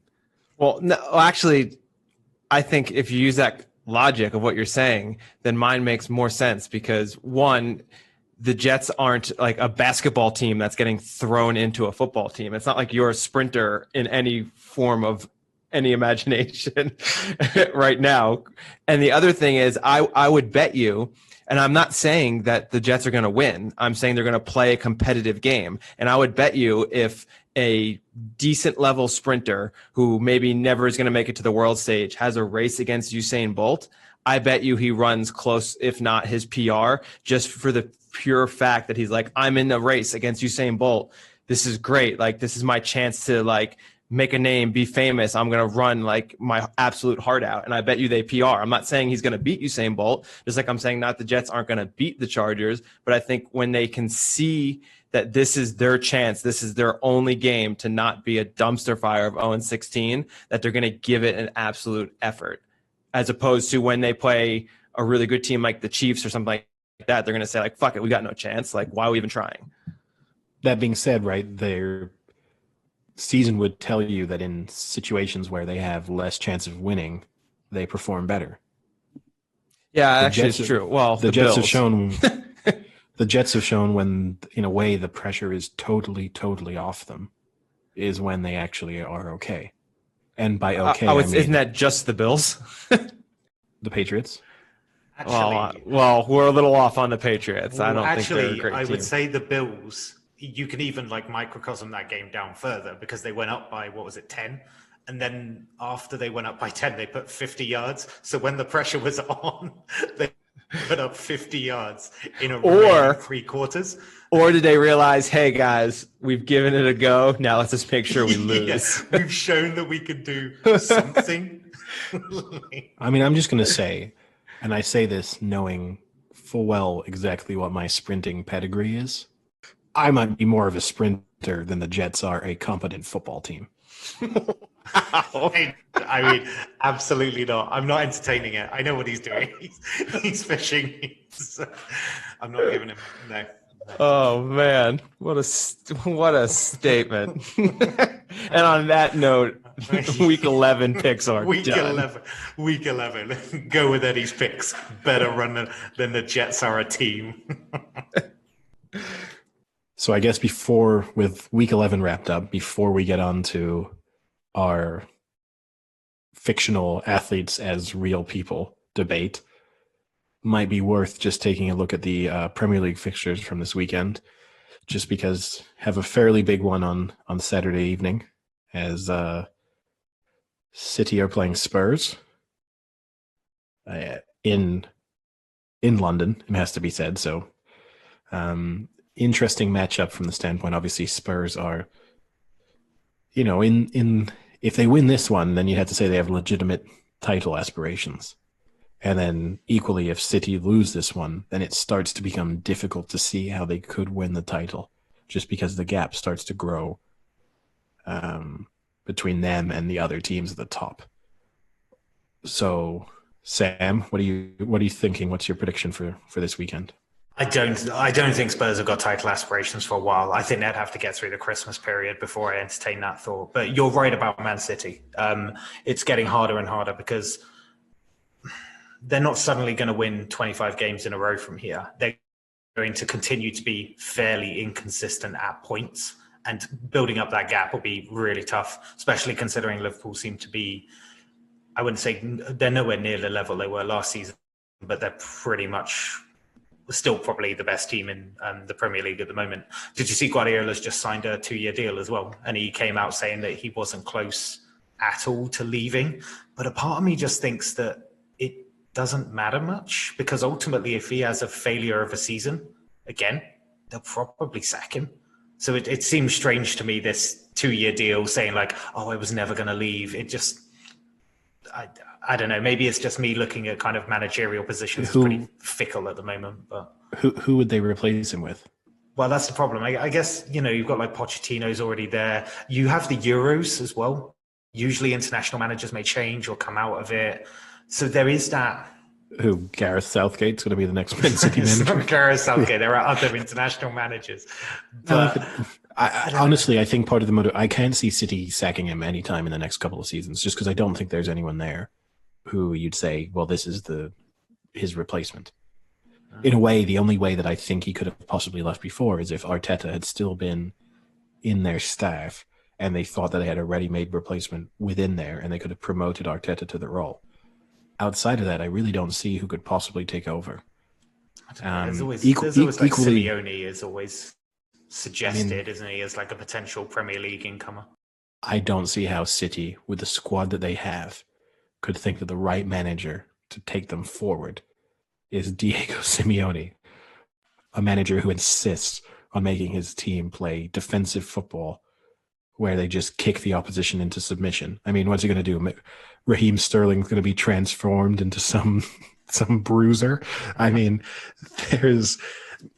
I think on both sides, I think City will evaluate the situation even if they don't win the title, or if they win nothing this season, and think, well, there's no one there to replace Pep with. And equally, I think Guardiola probably looked at the landscape and thought, if I'm not retiring, where else am I going? Yeah. His only real options are back to Bayern Munich or back to Barcelona. Bayern Munich seemingly not an option at the moment because, they've since the sacking at the beginning of last season gone from strength to strength. And Barcelona, anything but. I mean, would you want to go back there? Would you want to take them over now? Maybe 2 years from now. Maybe he thinks now I want to go back to Barcelona with a kind of Messi-less Barcelona and prove that I wasn't just successful in Spain because I had Messi in his prime. I could understand that, but otherwise, and to touch on your other point when you said you don't think that Spurs would have serious title aspirations, if they win this weekend and say Liverpool and Leicester draw, I think if you're a Spurs supporter or if you're a Spurs player in the camp, I think you'd have to say, this is as good of a chance as we're going to have in a long, long time. Well, I mean, when Leicester won, I think that was their chance. But, I mean, I'm only saying like 4 or 5 games. I'm not saying like, give me till the end of February, then I'll let you know. I'm basically saying, let's see what the Christmas looks like for them, which is 4 or 5 games from now. So I think this will go a long way to really seeing. I can see them Going back to the result, they're on kind of like a 4-match winning streak, I think. Man City, I don't know. I'll probably go with, I think it's a draw. I just think I think it's quite an easy one for me to say draw. Not as in I definitely think that's a score. I just can see them cancelling each other out. I can see the classic City scenario where they slowly start, Spurs take the lead, and then they grow into the game and maybe get an equaliser or something like that. It seems to be a bit of a theme with City at the moment where they start slow and ultimately it costs them any sort of victory. So I'd probably go with like a score draw in this one. I think City will win. My reason for that is because I think Mourinho won't be able to help himself. And he's going to take an overly defensive approach in the match. And I think that's going to play into City's hands. I think if Spurs came out all guns blazing, I think they'd have a really good chance of winning this. But I feel like you'll get Mourinho reverting to type and setting a team up to stifle City rather than setting a team up to beat City. And I think that City will find their way through because fundamentally, defensively, Spurs are still not great. Yeah, that's their weakness. Their weakness is going up front rather than stopping stuff at the back. So, I mean, the other game as well is Liverpool-Leicester. I'd go for a Liverpool win there, but Leicester are always a sucker for a surprise, aren't they? Unless you think otherwise. But I think, yeah, I would. It's tough because Liverpool are slowly losing more and more players. I mean, I don't know if Salah is going to be available because he obviously had a positive COVID test over the international break after attending his brother's wedding. I know he got a little bit of flack. I saw a lot of stuff on social media with being like, he shouldn't be allowed to do this. He shouldn't be allowed to attend any social event. Admittedly, the videos of him dancing with large groups of people with no mask on, not a great look. But the idea that the orgy video is even worse. The idea that he wouldn't be allowed to attend his brother's wedding seems a little bit extreme. Like he's not a slave to Liverpool Football Club. But assuming that he's missing, you just start to feel like Liverpool, more and more players unavailable. I mean, Joe Gomez is out, right? He's got a serious injury. You just start to see sort of chinks appearing in the armor. And just to throw in another racial slur for the day for me. On a roll. Yeah, the wops and the chinks. And I'm going to say I think that Liverpool, I stay away from this one. Interesting to watch because I think it will be a good test of where Liverpool are and equally a good test of exactly where Leicester are as well. But I mean, outside of that, like for me personally, you've got a really nasty game for Arsenal. They're away to Leeds, and it's just a really nasty one. I can actually see Arsenal winning it. It's just one of those typical ones where they come off a good result against someone, then lose to someone else. But this time they got top thumped by Villa. So I'd like to think that they're going to come back in some way. They need to come back, actually. Because otherwise they're going to get to this really problematic phase. Like, it's okay losing to Liverpool away, losing to City away. The Villa one is like, okay, well, you kind of get one of those blips, but another one, like away to Leeds, no, you'd start to see a problem with their season at the moment. But I don't deny the direction, just a problem with the season if they continue to like have bad performances. But I can see Arsenal winning that Leeds game. It needs to be a win, simply put. I think they'll win. I think this is actually kind of a nice matchup for them. And I think the sheen is starting to come off Leeds a little bit. I think they've done that thing that teams sometimes when they've been promoted do, which is they have a few good results and play with all the, I mean, I know that the intensity they play with is a character of their game, but I think there comes that moment where you just start to wear down a little bit and teams figure you out a little bit more. And I think this is actually a nice match for Arsenal to try and bounce back. Now, Aubameyang was held hostage over the international break, so I don't know how that will affect him. To be fair, he's been pretty terrible since he signed the contract, so being a hostage might actually change it for the better. Yeah, true. The interesting match for me, too, is United West Brom. Not from the perspective that it's a particularly watchable game. I actually slightly yawned as you said that. But this is very much for Solskjaer and for a lot of those United players, like push your chips to the middle of the table on this one. I mean, if they cannot convincingly beat West Brom, I mean, if they cannot beat West Brom, I think that could. I put it this way: I think if West Brom win, I think Solskjaer goes. Well, it depends how soon they're playing PSG, right? Yeah. That's their problem. They need a big game. They don't do well against the teams that are just going to give them mundane results that they actually desperately need. They need like a high level game for Solskjaer to come out and almost turn public opinion the other way for like 5 games. But yeah, you're right. I think you do have to have a very serious conversation because Pochettino is made for that position right now. Free agent, no ties. He'll probably come in and demand a lot of things. Man U are the club that can kind of give that. I think they've got someone ready for that role. And I think going back to your Man City thing, yeah, I agree with you with the Guardiola thing is there's not really anyone ready-made. I think Pochettino is a ready-made and he could start theoretically tomorrow if they sacked him right now. So yeah, Solskjaer needs to turn this around quickly. Pochettino makes far more sense for United, because they've been courting him for sort of what feels like nearly a decade and actually can be far off a decade. And in addition to that, he's a manager right at their level, which is he's not had a big job. He's shown that he is capable of getting good results with a good team and playing good football. But the Spurs job of a few years ago is not the equivalent of managing Manchester United. So he still doesn't have that huge job on his CV. And United aren't going to attract anyone who does have a CV like that. I mean, they're just not. So he's about right. And that can only be increasing the pressure on Solskjaer in a way, because what they must feel at United is if Pochettino does go elsewhere, then they are really in a position where who is the possible replacement? And they'll, as long as Pochettino is kind of lingering out there, they'll know, okay, this is what the plan can be. As soon as that gets removed, everything becomes far more complicated.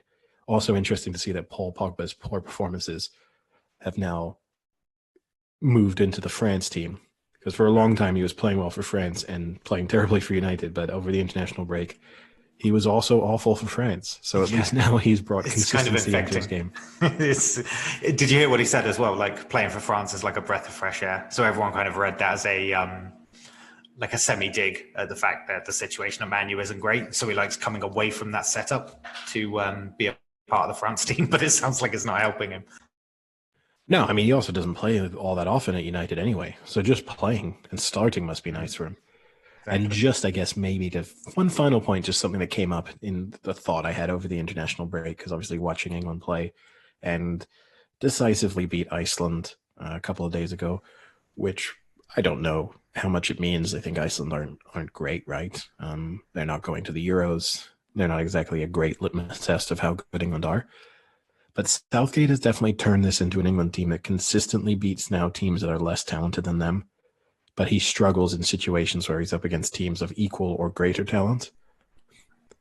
And fundamentally, I've now reached the point, he's so negative, and I'm hopeful that at the Euros, he'll sort of unleash the youth and talent and pace within this England team. I think it's unlikely that he will do so. And it was interesting watching the differing reactions. The kind of overall, people are so critical of Southgate, even when they win, but when they don't play the way people wanted them to play, versus how people reacted to Germany getting thumped by Spain or France losing to teams they just shouldn't lose to. And the negativity in England, it makes me think, interesting question for you, Sam. Do you think that in a way England managers are hamstrung by the media and the fans, not from that the criticism impacts their job in terms of the stress level or the pressure, but that it basically forces them to make the decision that the safer option is to be more conservative and to be more defensive, knowing that if they do that, they fundamentally reduce every match to moments of extraordinary skill, incompetence, or luck. And so you're kind of basically guaranteeing almost, we'll probably get to the quarterfinals and then we'll see how it goes from there. Yeah, I mean, during our lifetime, I have seen just like British media just like absolutely tear apart several iterations of this England team. And not only that, but what they do is they build them up at the same time. So they build them up massively, then do the job of tearing them apart. I mean, the Germany '06 team was probably the kind of early noughties in England, was like the best example of that. But the last World Cup, what characterized that was the feel good around the England team, was the fact that the media went in with no expectation.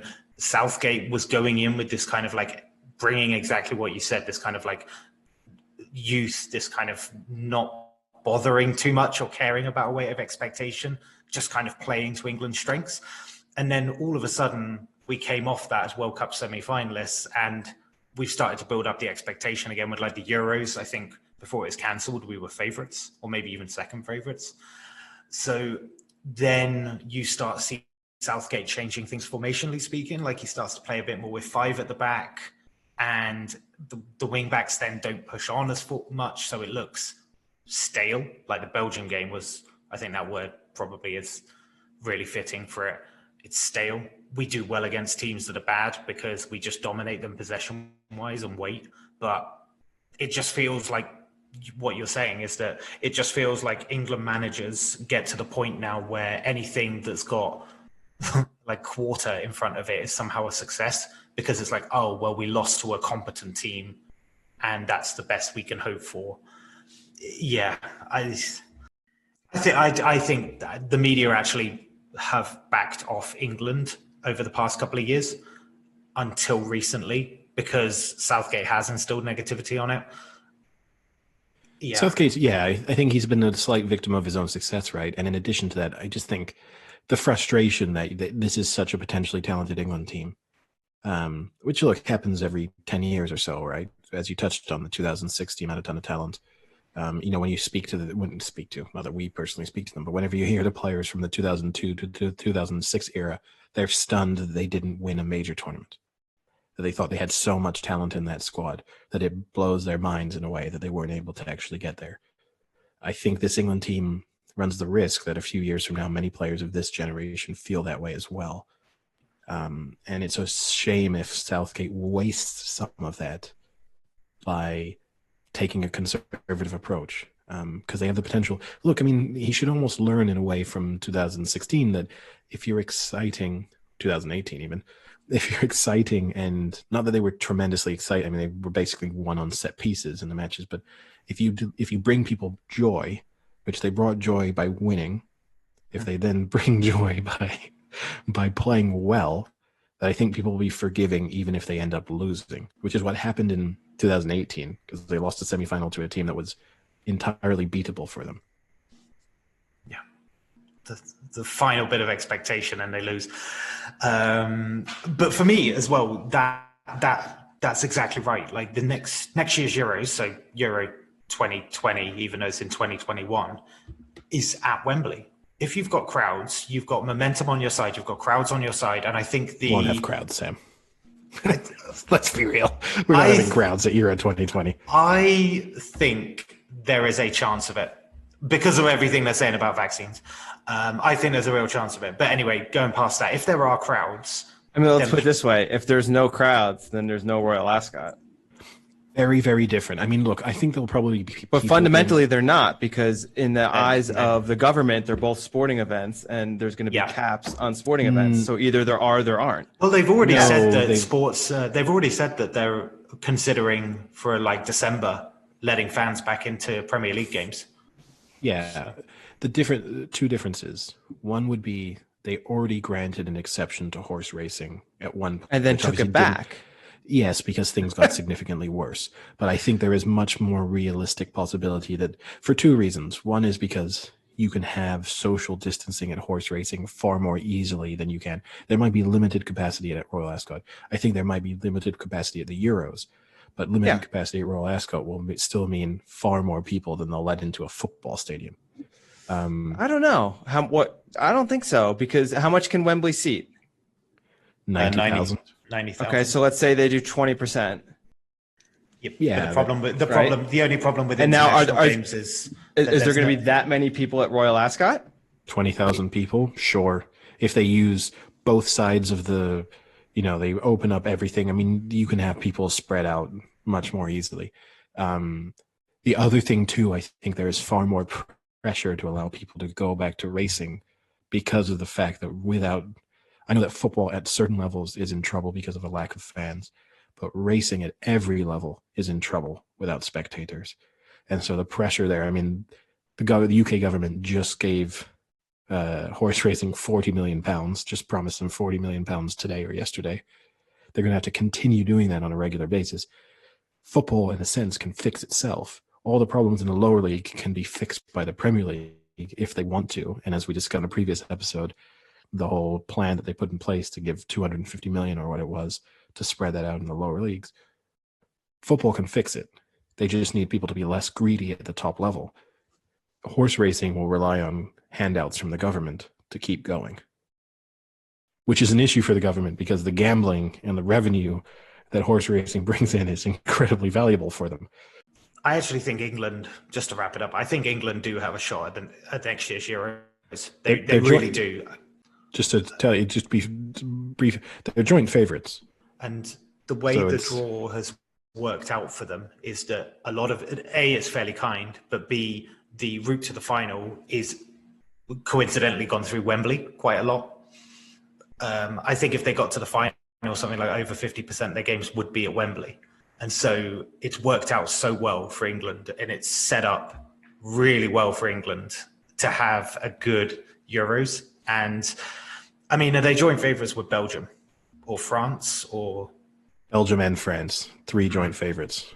And then Spain and Germany and Netherlands not far behind in the betting, but the 3 of them at the top of the market. I think that's fair. Yeah, I think it's anyone from those 3. I'd love to say England. I think they've got a real shot with this Euro. This is the best chance of winning a Euro since '96, for sure. So we all know what song characterized '96. In the finals, they're at Wembley.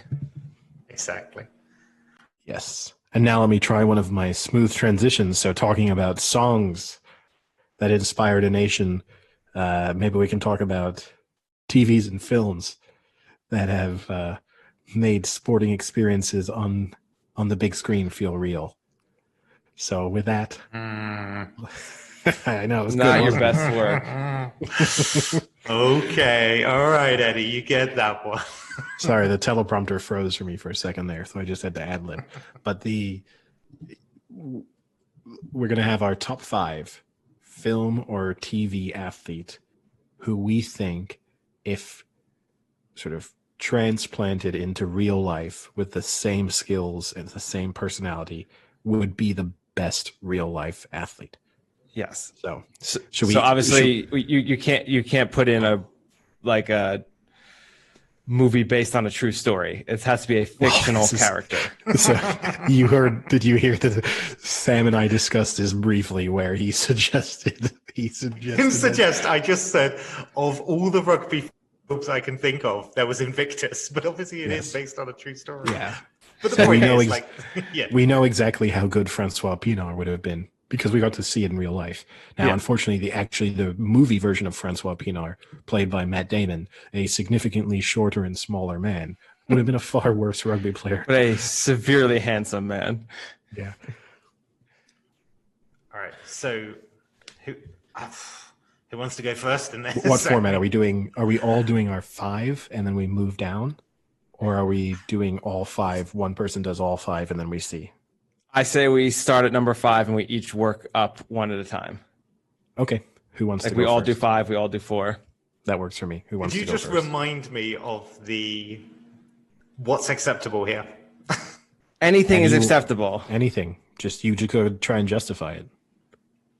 The person could fundamentally not even be an athlete in a TV. I guess if you wanted to argue that you saw this guy throws a ball at one moment and you think that would translate it, it would be a stretch and kind of out of the description. Okay. But if you really want to go for it, go for it. That keyword is stretch. So I'm going to leave it on that one.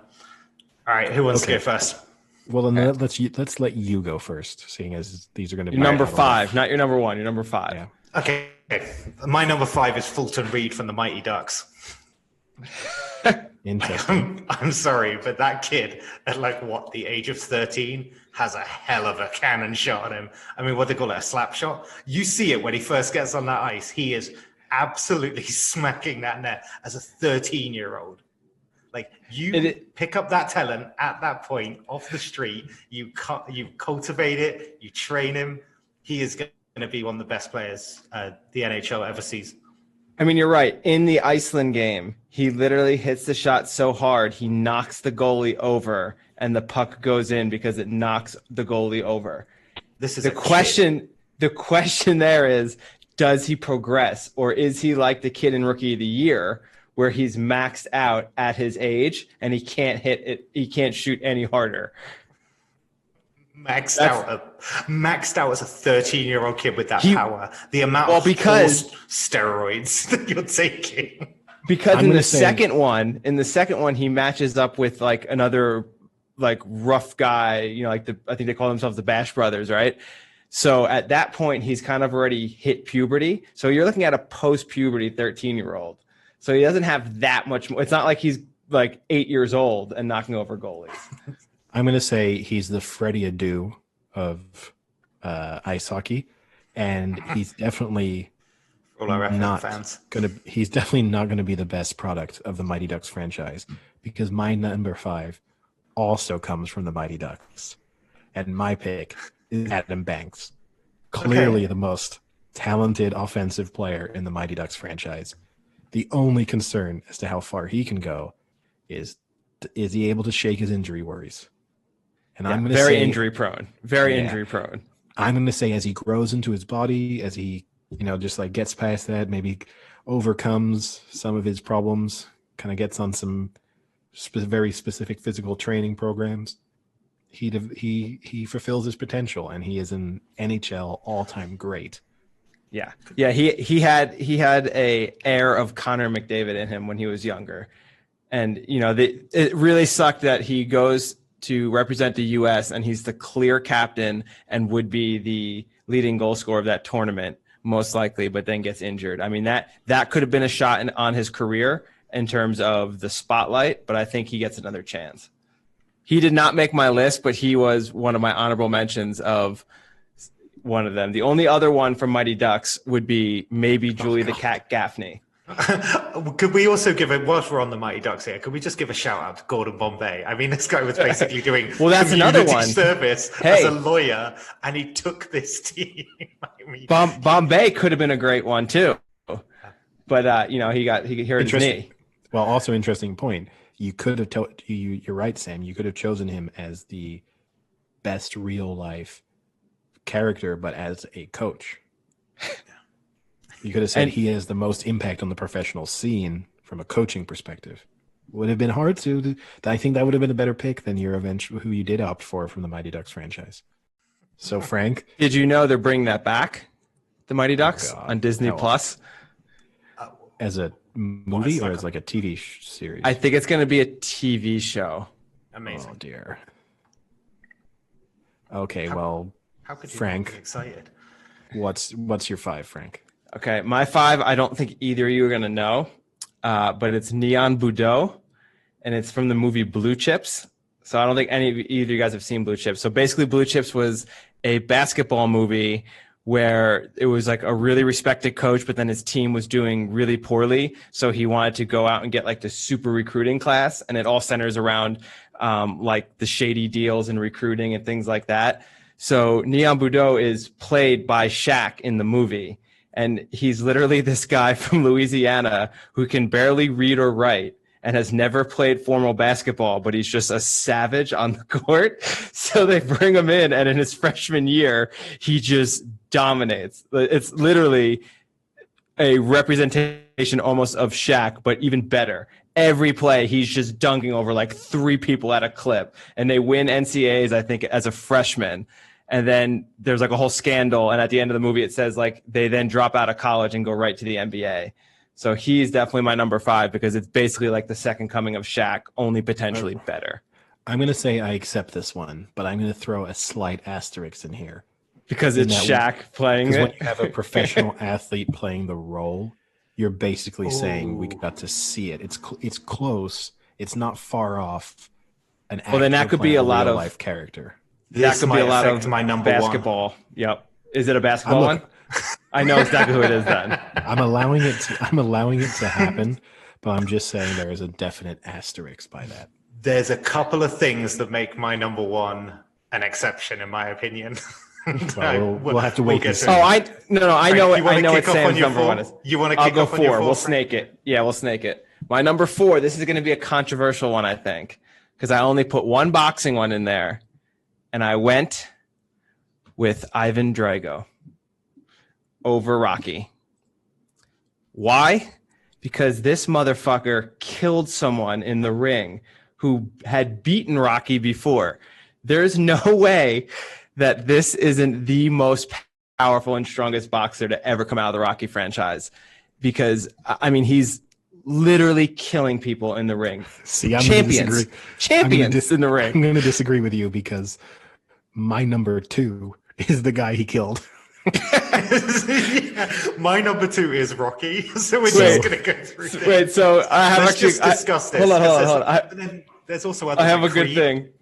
I just want to say one thing. So I did some searches on this, and they actually had a bunch of boxing experts. They got together and they ranked the top boxers in Rocky. And the one guy, his comment on the Siberian Bull, as he's known, was the expert said that the Creed win was not as good on paper as it seemed. I don't care how good it looks on paper. He killed the guy. Let me tell you why it's not as good on paper. And killed him. Let me tell you why it's not as good on paper as it seemed. And I'm going to tell you why. I guess the order is going to be a little bit thrown out of whack here. But why Apollo Creed is my number 2. Apollo Creed was unbeaten until he lost to Rocky in the rematch. His record was 46-0. You're talking there about one of the greatest boxers of all time. You don't know who he fought, though. He was a champion. He was fighting all comers, right? I mean, look, this is a guy who literally came out of retirement 10 years later to fight a Russian machine. You're thinking that guy was turning down, and that's the thing you have to factor in. Okay, Ivan Drago beat him when he was 42. Eddie, he didn't beat him. He didn't beat him. He murdered him. It was lambs to the slaughter. And he beat a 42-year-old who hadn't fought in 10 years, who came into the ring with a 35-minute dance routine. I mean, let's give him credit here. Bernard Langer's done nothing for 10 years and came out as a 63-year-old and beat DeChambeau. If Bernard Langer had done a 15-minute dance routine before teeing off on the first round of the Masters, he probably would have had a stroke on his downswing. So the fact that Apollo Creed dies, or let's say he's real, died in the Ivan Drago fight, it doesn't affect his record. He is still the greatest boxer of all time, and he's the number 2 on the list. He's better than Rocky. He's better than Ivan Drago. Now, Sam, tell me your dumb idea. So, real quick, just for the boxing experts that ranked all of them, the Siberian Express was ranked number 3, or the Siberian Bowl. Apollo Creed was ranked number 2. So he was ranked higher according to the boxing experts.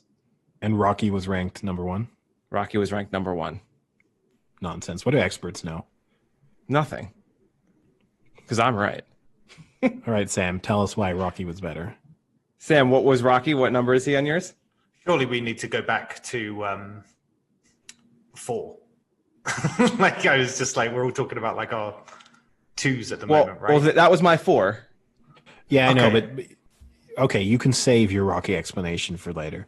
But we fundamentally accept that you're scrambling for time. I'm not scrambling for time. I in the previous one we did for like greatest movies, I put Rocky up there because of his victory over like these people. Like you were saying that Creed is better. All right, save it for you. No, I got it all day now. So, like, the only way with my pick, he beat Apollo, he beat all of them. He is a comeback king, and also he does it from good positions. Like he's got a reason. He's passionate. I'm sorry, this is Rocky. Calm down, Sam. Something about the positions I put you in. Okay, right. I'll throw out my 4 then. My 4, non-boxing, non-ice hockey, non-basketball. It's none other than Ricky Vaughn from Major League. Really? Yeah. The guy throws through 100 miles an hour plus in an era when that was really a sight to behold. Evolved into an incredible relief pitcher. If I could transplant him to the modern era, he'd be even more valuable in an era now where relief pitchers get used way more heavily than they did in the 90s. True. So if I can have him now, I got this guy coming in either potentially as a closer, but if not as a middle reliever to throw 2, maybe 3 crucial innings, come in, throw 100 mile an hour plus, get us out of a jam. Guy's the dominant relief pitcher in Major League Baseball. Sam, you want to give us your number 4? I'm going with Forrest Gump. 2-sport athlete. Like, I mean, the guy. Pick. Wait, actually, hold on. Which sport are you picking him for? What, ping pong or like a punt returner? Like, I'm going to go with ping pong or American football. I mean, the thing is, we're just tennis, talking. I guess we should say. Actually, I'm not taking him for a particular sport. I'm taking him and the fact that he is an athlete. So he ran crazy fast. He had a crooked spine, even though he had strong legs, which I love the description. But he was incredible. What was it, Alabama he played for, wasn't it? Like, yes. He's like the Jesse Owens. Here's the thing is, you need to tell us the sport you think Forrest Gump becomes a world's like. No. See, now I can argue against this because I thought Forrest Gump too, because I think of it along the likes of Deion Sanders. Was Deion Sanders the greatest cornerback ever? No, but the fact that Deion Sanders played both football and baseball, to me, makes him an even greater athlete overall. So the fact that you can do really well in 2 sports, then I consider that, like one of the top athletes. But two issues with this. One, you can maybe tell me from table tennis, because he showed that he could kind of semi-dominate the world of table tennis. Outside of table tennis, okay, he was really fast, but he was pure straight line speed, and he was a complete moron. So unless you tell me that he's going to be oh man, Eddie, you are just stepping over every type of minority and everything. Oh man. And just to add, why can't you be a good athlete but be a moron? No, you can't. I mean, look, most of them are, but we're definitely gonna get a lot of people on interviews. He's on a different we got this level, moron. Right? He's a complete mouth breather. You wouldn't be able to put him to death in most states. So there's my issue with him from the athletic standpoint is it's pure straight line speed. So unless you tell me you want him to be a sprinter, and it would have to be just 100 meters, right? Because I don't think he could handle the curve Eddie, of the 200. He ran across the country. He could definitely do distance. Yeah. Yeah, no, but in a straight line. He ran that. You could run across the USA in a straight line. So now he's an ultra marathoner. Is this where he's excelling? So he's a table tennis. I didn't realize table tennis. He's an ultra marathoner. He's a sprinter. He's a football player. This guy's going to play more sports than anybody. If you can't tell me the sport he's going to dominate in, then you can't tell me, like, that would be like me saying, like, oh, I watched the Mighty Ducks, and actually one of them was the greatest swimmer you've ever seen. They just didn't show that ever.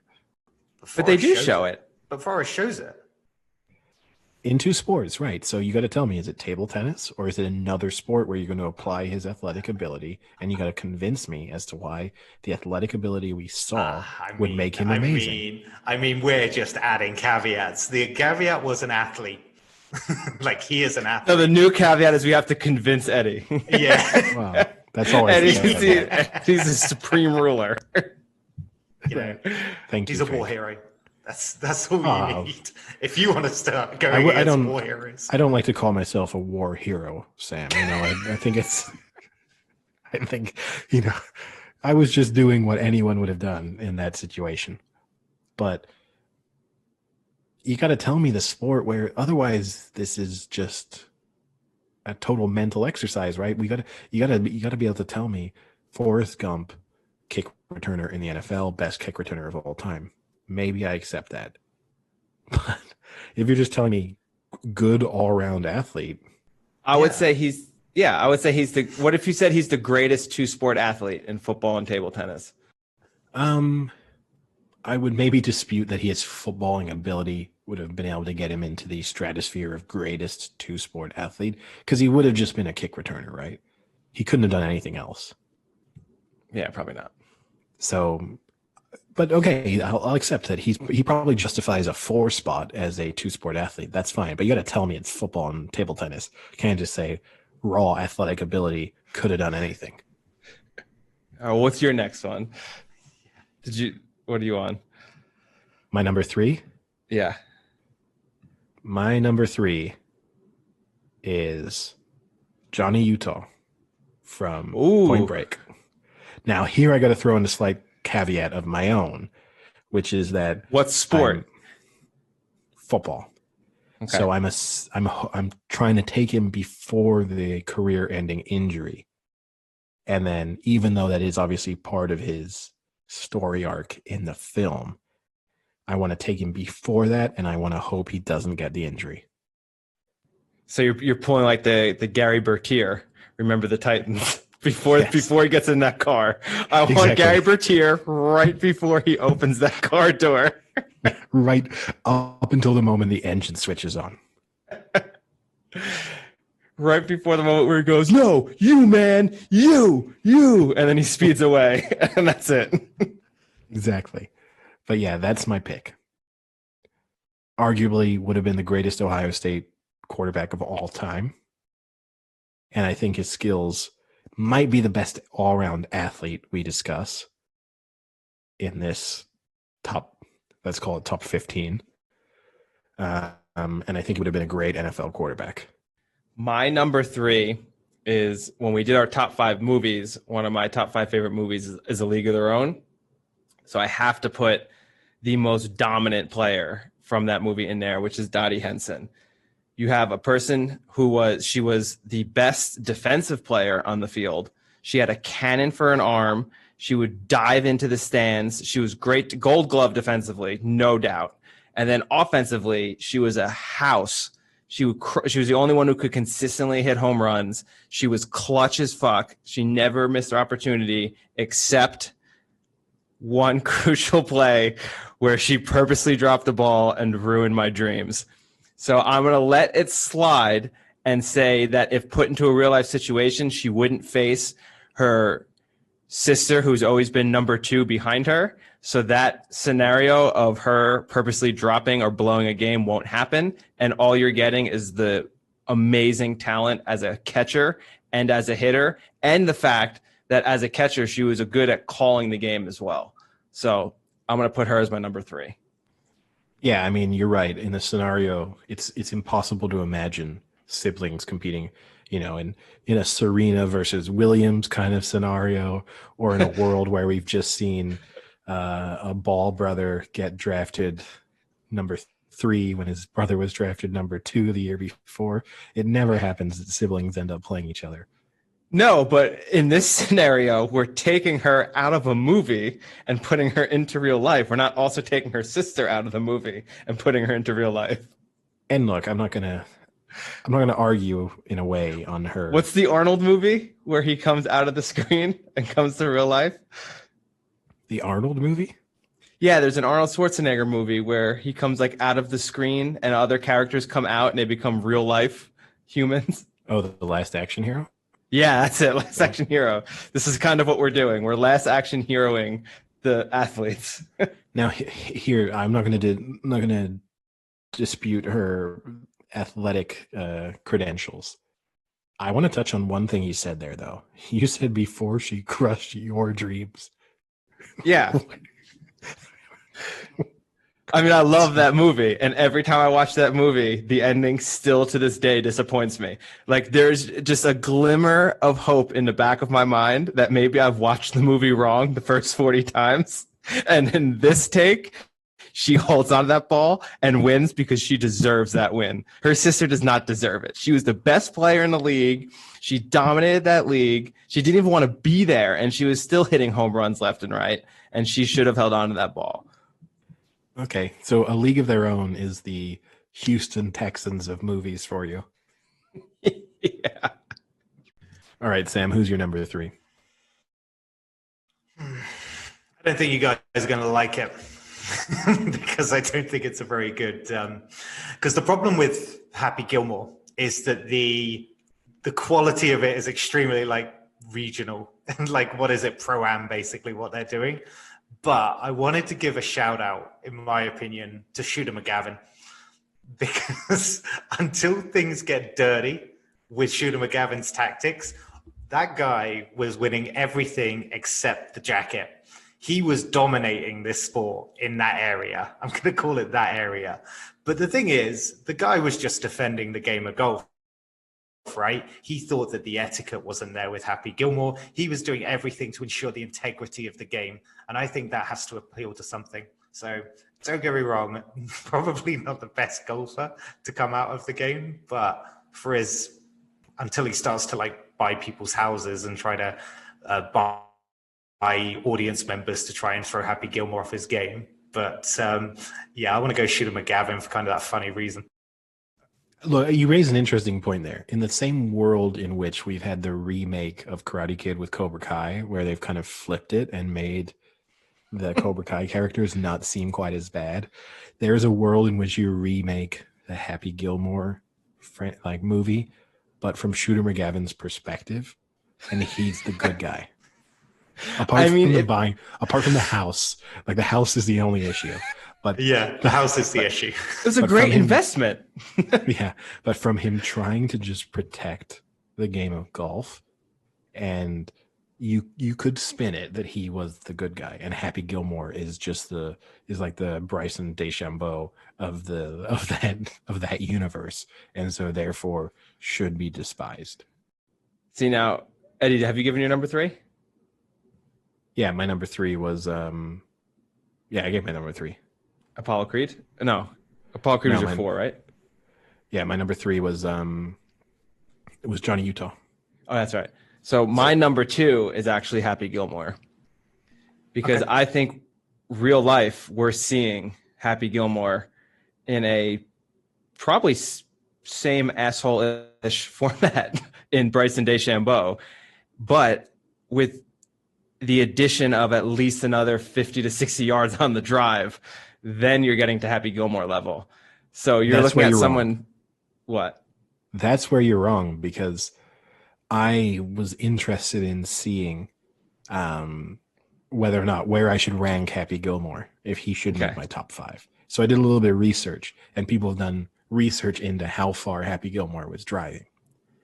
He was hitting his tee shot 340 yards, which obviously in the 90s, crazy distance. And so it's got to be more than 340 because he drives the par 4 on holes. In the 90s, you would have seen 340-yard par 4s. I'm pretty sure. But the way that the ball goes, the way the ball goes 400 into the air like that, there's no way it's landing at 340.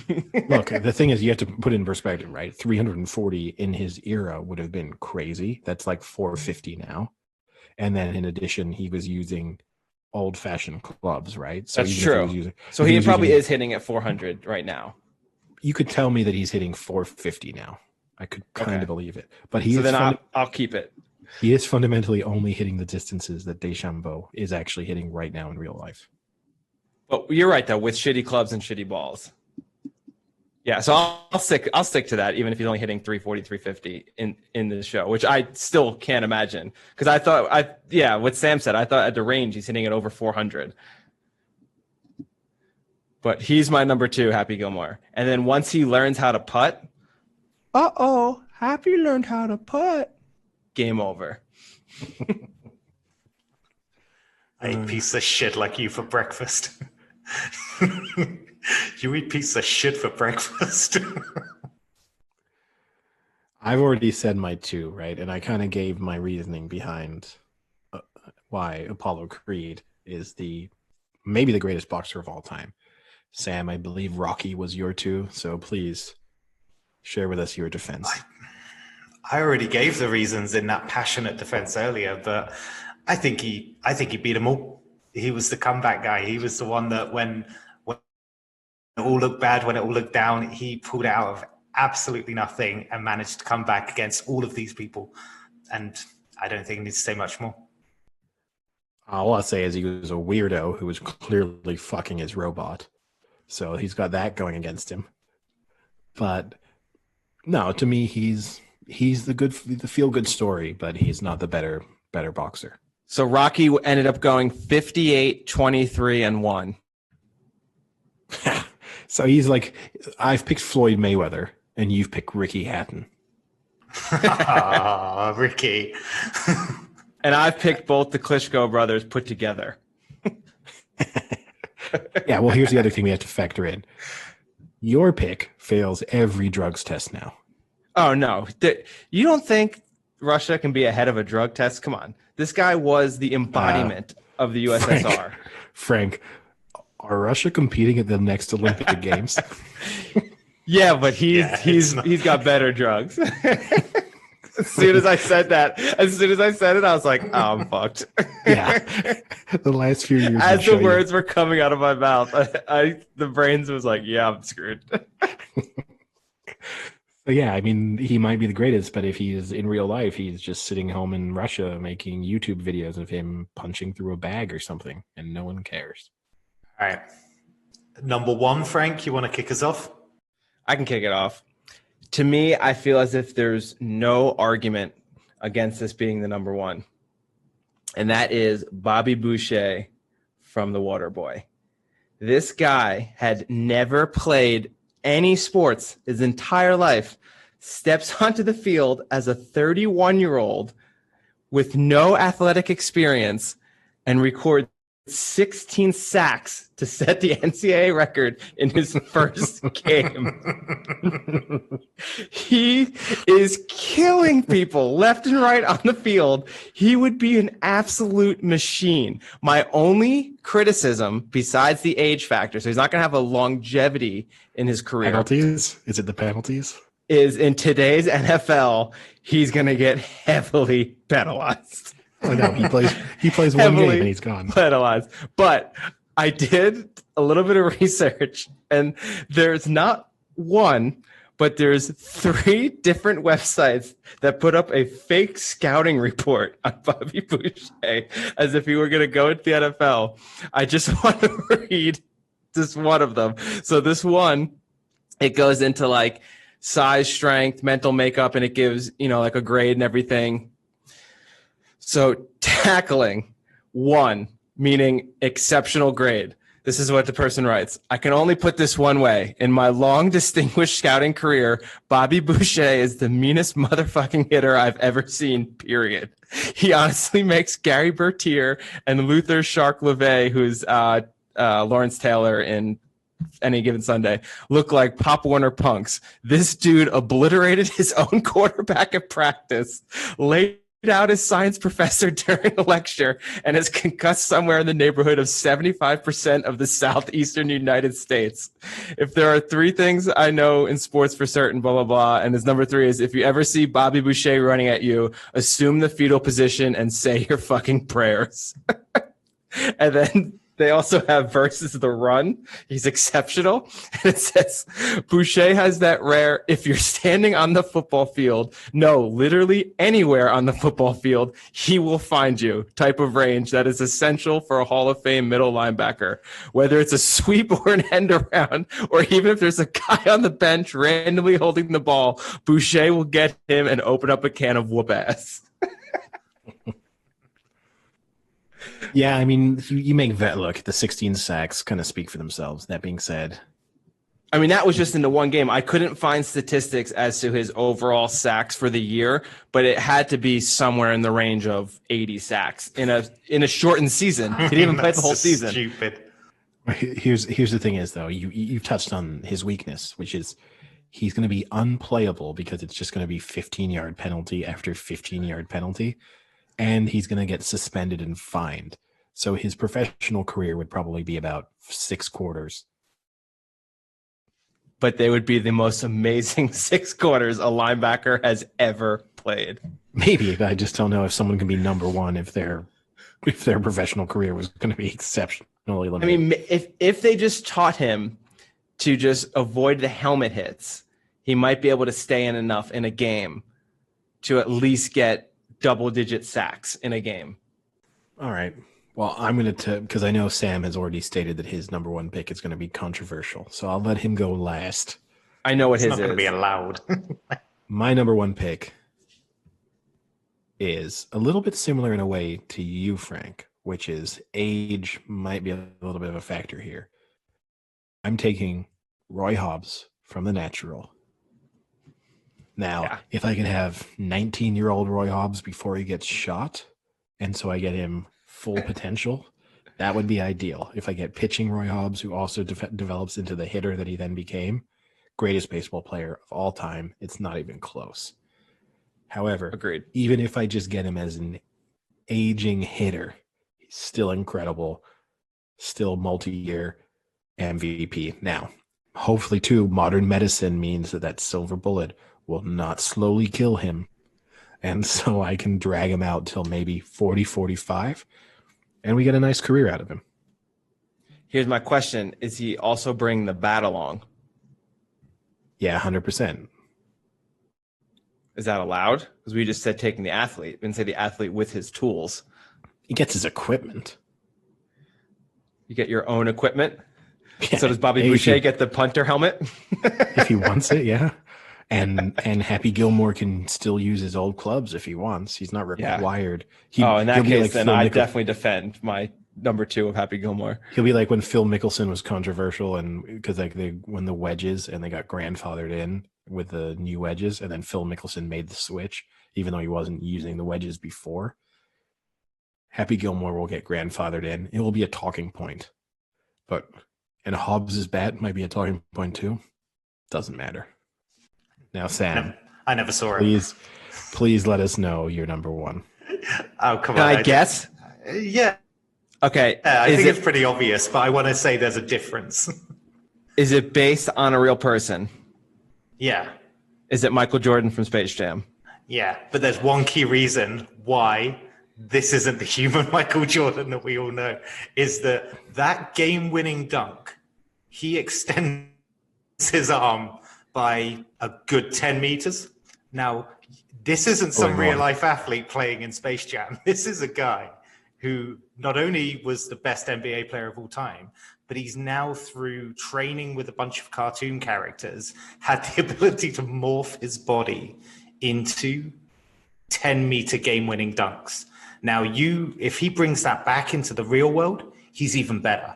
So what's happened is that they've taken Michael Jordan and they've made him better in Space Jam. So I'm saying that if you take Michael Jordan's Space Jam back into the real world, he's unstoppable. See, now on my honorable mention list, I had the Monstars, any of them, but I didn't put them in because they're not like humans, so I couldn't put them in. I think you have to be a human to live in the real world. I also think that you have to be competing in our universe. So you've taken Michael Jordan, transported into a universe where he can do things that he otherwise couldn't do, and then claim that he's better than the original Michael Jordan. Now, the interesting thing, because it gets brought up a lot, right? His stat line from the game against the Monstars is impressive in the sense that he went 22 from 22 from the field. Yeah, remember I made this a trivia question? Yeah, at the same time, it's only 44 points. So it's not the most mind-blowing performance you've ever seen, and it's not even the best performance from a point-scoring perspective that Jordan had in his career. It's not even close. And I just feel like I'm going to disagree with you, even with his stretching arms. He only had 24 points. He only had 24 but he points can't stretch the arms on Earth. He can only stretch the arms in that land, right? In Looney Tunes land or whatever it is. It's a terrible pick. You've just picked Michael Jordan. I mean, that's fundamentally what you've done. So another similar one I thought of was Teen Wolf. So if you ever watch Teen Wolf play, he dominates the court when he's the wolf. He's just all over the place. Yeah. I kind of wanted to take Jesus Shuttleworth, but then I didn't because of the fact It's Ray Allen. that it's Ray Allen. So is he just Ray Allen? And then also the fact that it would put an asterisk by it because I'm just getting to pick Ray Allen. Yeah. Some of my other ones that I had kind of thought of was Ernie McCracken, one hell of a bowler. And then Roy Munson even comes back and he still beats him. So that's a decent one. He was winning. Okay, not going to go sport. Okay. How about Jean Girard from Talladega Nights? Not only was he like the most decorated Formula One racer, he then comes and just dominates NASCAR and wins like 10 straight races. Decent argument. And then the other one I had was Harry Potter, but is Quidditch a sport? Because Harry Potter, as a first year, came on and was dominant as a first year. He would have eventually made it to the pros if he wanted to do that as his career, but he chooses not to in the end. I mean, Harry Potter is ridiculous. That would be like me picking Luke Skywalker or Anakin Skywalker as. But they don't play sports. Pod racing. They do the pod racing. Oh, they do the pod racing. You're right. I mean, that's actually he was a good pod racer. And he's like what, a 5-year-old, 6-year-old? No, that's pretty impressive. I think the other was like 8 or He's 9. probably 8. Yeah, 8 or 9, but still. Oh, sorry. Okay, is it that 3 or 4 year gap that really turns you into a pod Actually, you know what? racer? Based on the fact a that 5-year-old to a 9-year-old is a big difference. The fact that you're now all throwing out people in mythical universes. Or you do Gladiator? No. No, that would have been a good pick too. Hey, if Gladiator was your number one movie, why isn't he your number one fighter or athlete? Well, he might be my number one fighter. It's just I'm not sure how well Russell Crowe would translate into a professional athlete. Now, UFC? Here's the thing. Oh yeah, probably. But he can't bring a sword or a chariot.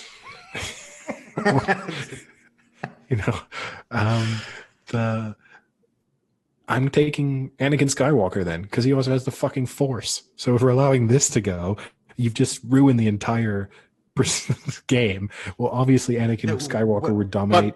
No. Hang on. No. Is he a better Force wielder or a pod racer? Can't be both. You didn't let me have Forrest Gump both. But he could do pod racing with the Force. He can do everything. But here's the difference, Eddie. Basketball controls the basketball with the Force.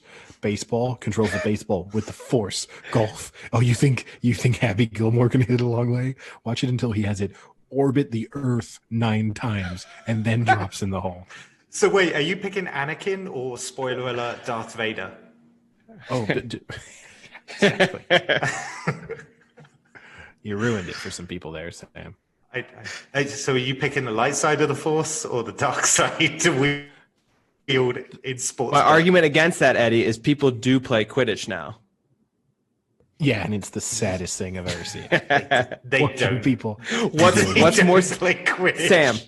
Sam, what's more sad? People playing Quidditch or someone on land rollers?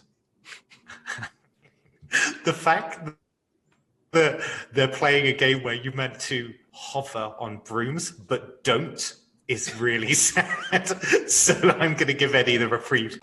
No, look, my land roller period, not my proudest.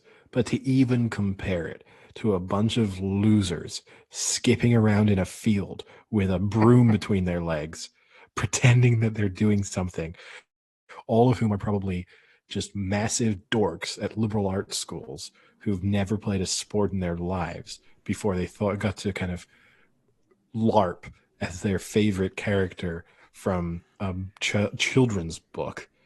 Not even comparable to at least the requirement for balance from the land rollers. You need balance on a broom. Nothing is sadder than seeing those muddy losers pretending to play a sport that doesn't exist. But it does exist. All right, so just to recap. Racing, sometimes I sit in my couch and pretend I'm pod racing. And I'm the greatest pod racer of all time. No, okay. But they have transferred Quidditch into a real life game. They haven't transferred pod racing. Not yet, Sam. Not yet, Sam. Sam, go and watch a video and tell me that they have transferred Quidditch into real life. It's in the movie The Internship. It's in the movie The Internship with Vince Vaughn. The movie with Vince Vaughn and Owen Wilson. They play it. It's so pathetic. All right, Eddie. So just to recap, give us your top 5 from 1 to 5. Oh, I've got it. Really? I got to do this quickly. My number 5 was Adam Banks. My number 4 was Ricky Wild Thing Vaughn. My number 3 was Johnny Utah. My number 2 was Apollo Creed. And my number 1 was Roy Hobbs. Okay. And then mine was number 5, Neon Boudreaux. Number 4, Yvonne Drago. Number 3, Dottie Henson. Number 2, Happy Gilmore. And number 1, Bobby Boucher. Sam? On my clay, Fulton Reed, Forrest Gump, Shooter McGavin, Rocky Balboa, and extraterrestrial Michael. Extraterrestrial Michael Jordan. Good point, actually. You know what? E.T. would have been the greatest cyclist of all time, would have dominated the Tour de France. I'm taking E.T. You thought Lance Armstrong was pretty good on 2 wheels? You should have seen E.T. Tour de France with a basket on front of the... It's not a real argument until Eddie just starts getting aggressive and unrealistic in his arguments. He's just gone down the slope now, isn't he? He's in the Eddie slope. He's going to be doing this for days. We're going to end this podcast and he's still going to be doing it. That is my lasting memory now for a long time. It's just like watching like someone like doing a time trial, head down, really intently going down the road, and then someone just coming along in like a normal bike with a basket on the front. Well, think about it. E.T.'s head is basically the shape of the helmets that they use in time trialing. So aerodynamic. Yeah. I mean, his wrinkly skin and stuff, maybe not that aerodynamic. The shape is there. Oh, boy. And also think if they design a bike actually for him, take him out of the basket, put him in a bike of his own, he'd be so low to the ground. You throw in that aerodynamics and then the speed, the ability to just take off. I mean, you think, oh, how am I going to get up this mountain in the Alps? How am I going to do this? He just literally flies up to the top and it's over. But he can't do like a straight line fly, can he? He still has to follow the road, which could be hilarious watching this hovering bike ahead of you, still following the road around. Yeah, that's fine. You'd win. Easy. Oh, that's great. Well, real quick, let's just wrap up with our picks of the week. Eddie, can you update with how much we have left so I know how much I can actually bet I'm all in for this one. I think you're not allowed to go all in. You're not allowed to go all in.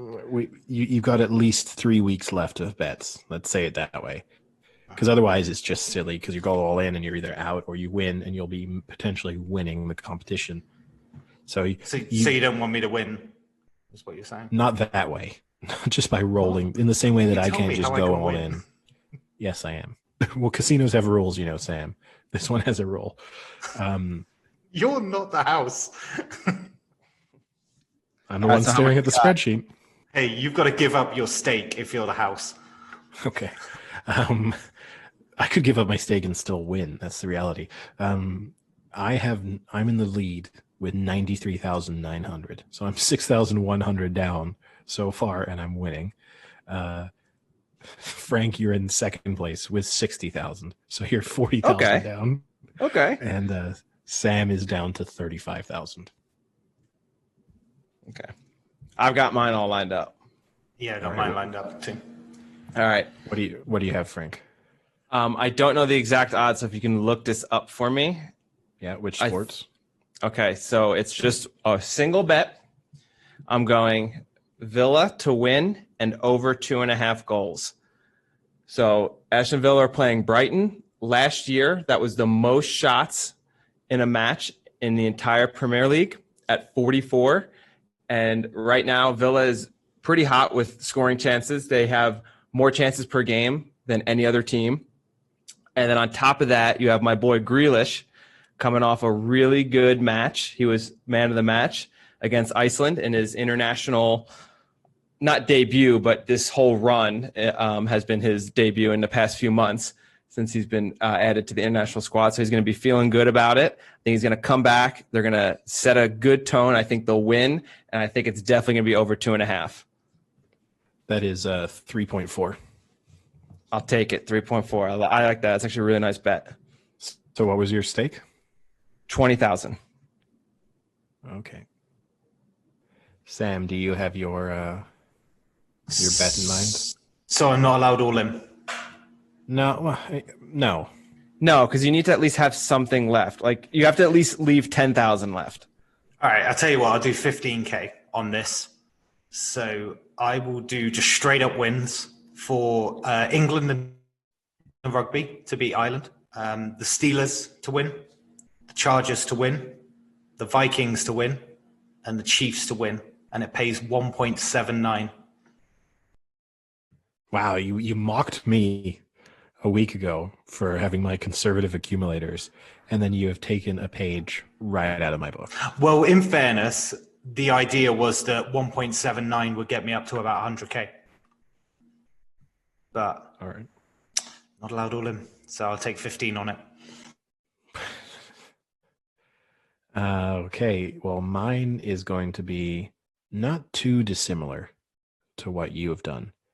I'm going to take the Saints to win, the Steelers to win, the Chargers to win, and the Chiefs to win.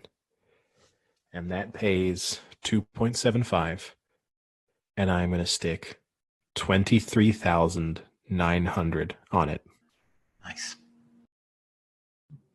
All right. Well, Sam and I need some wins in this, so hopefully we can get back into not the green, obviously, but less red. Just need a win. All right, boys. Well, with that, I think we should say goodnight, and then we'll see how they do. Get you ready to watch a nice Thursday night football game. Yep. See ya. All right, talk to you later. Cheerio.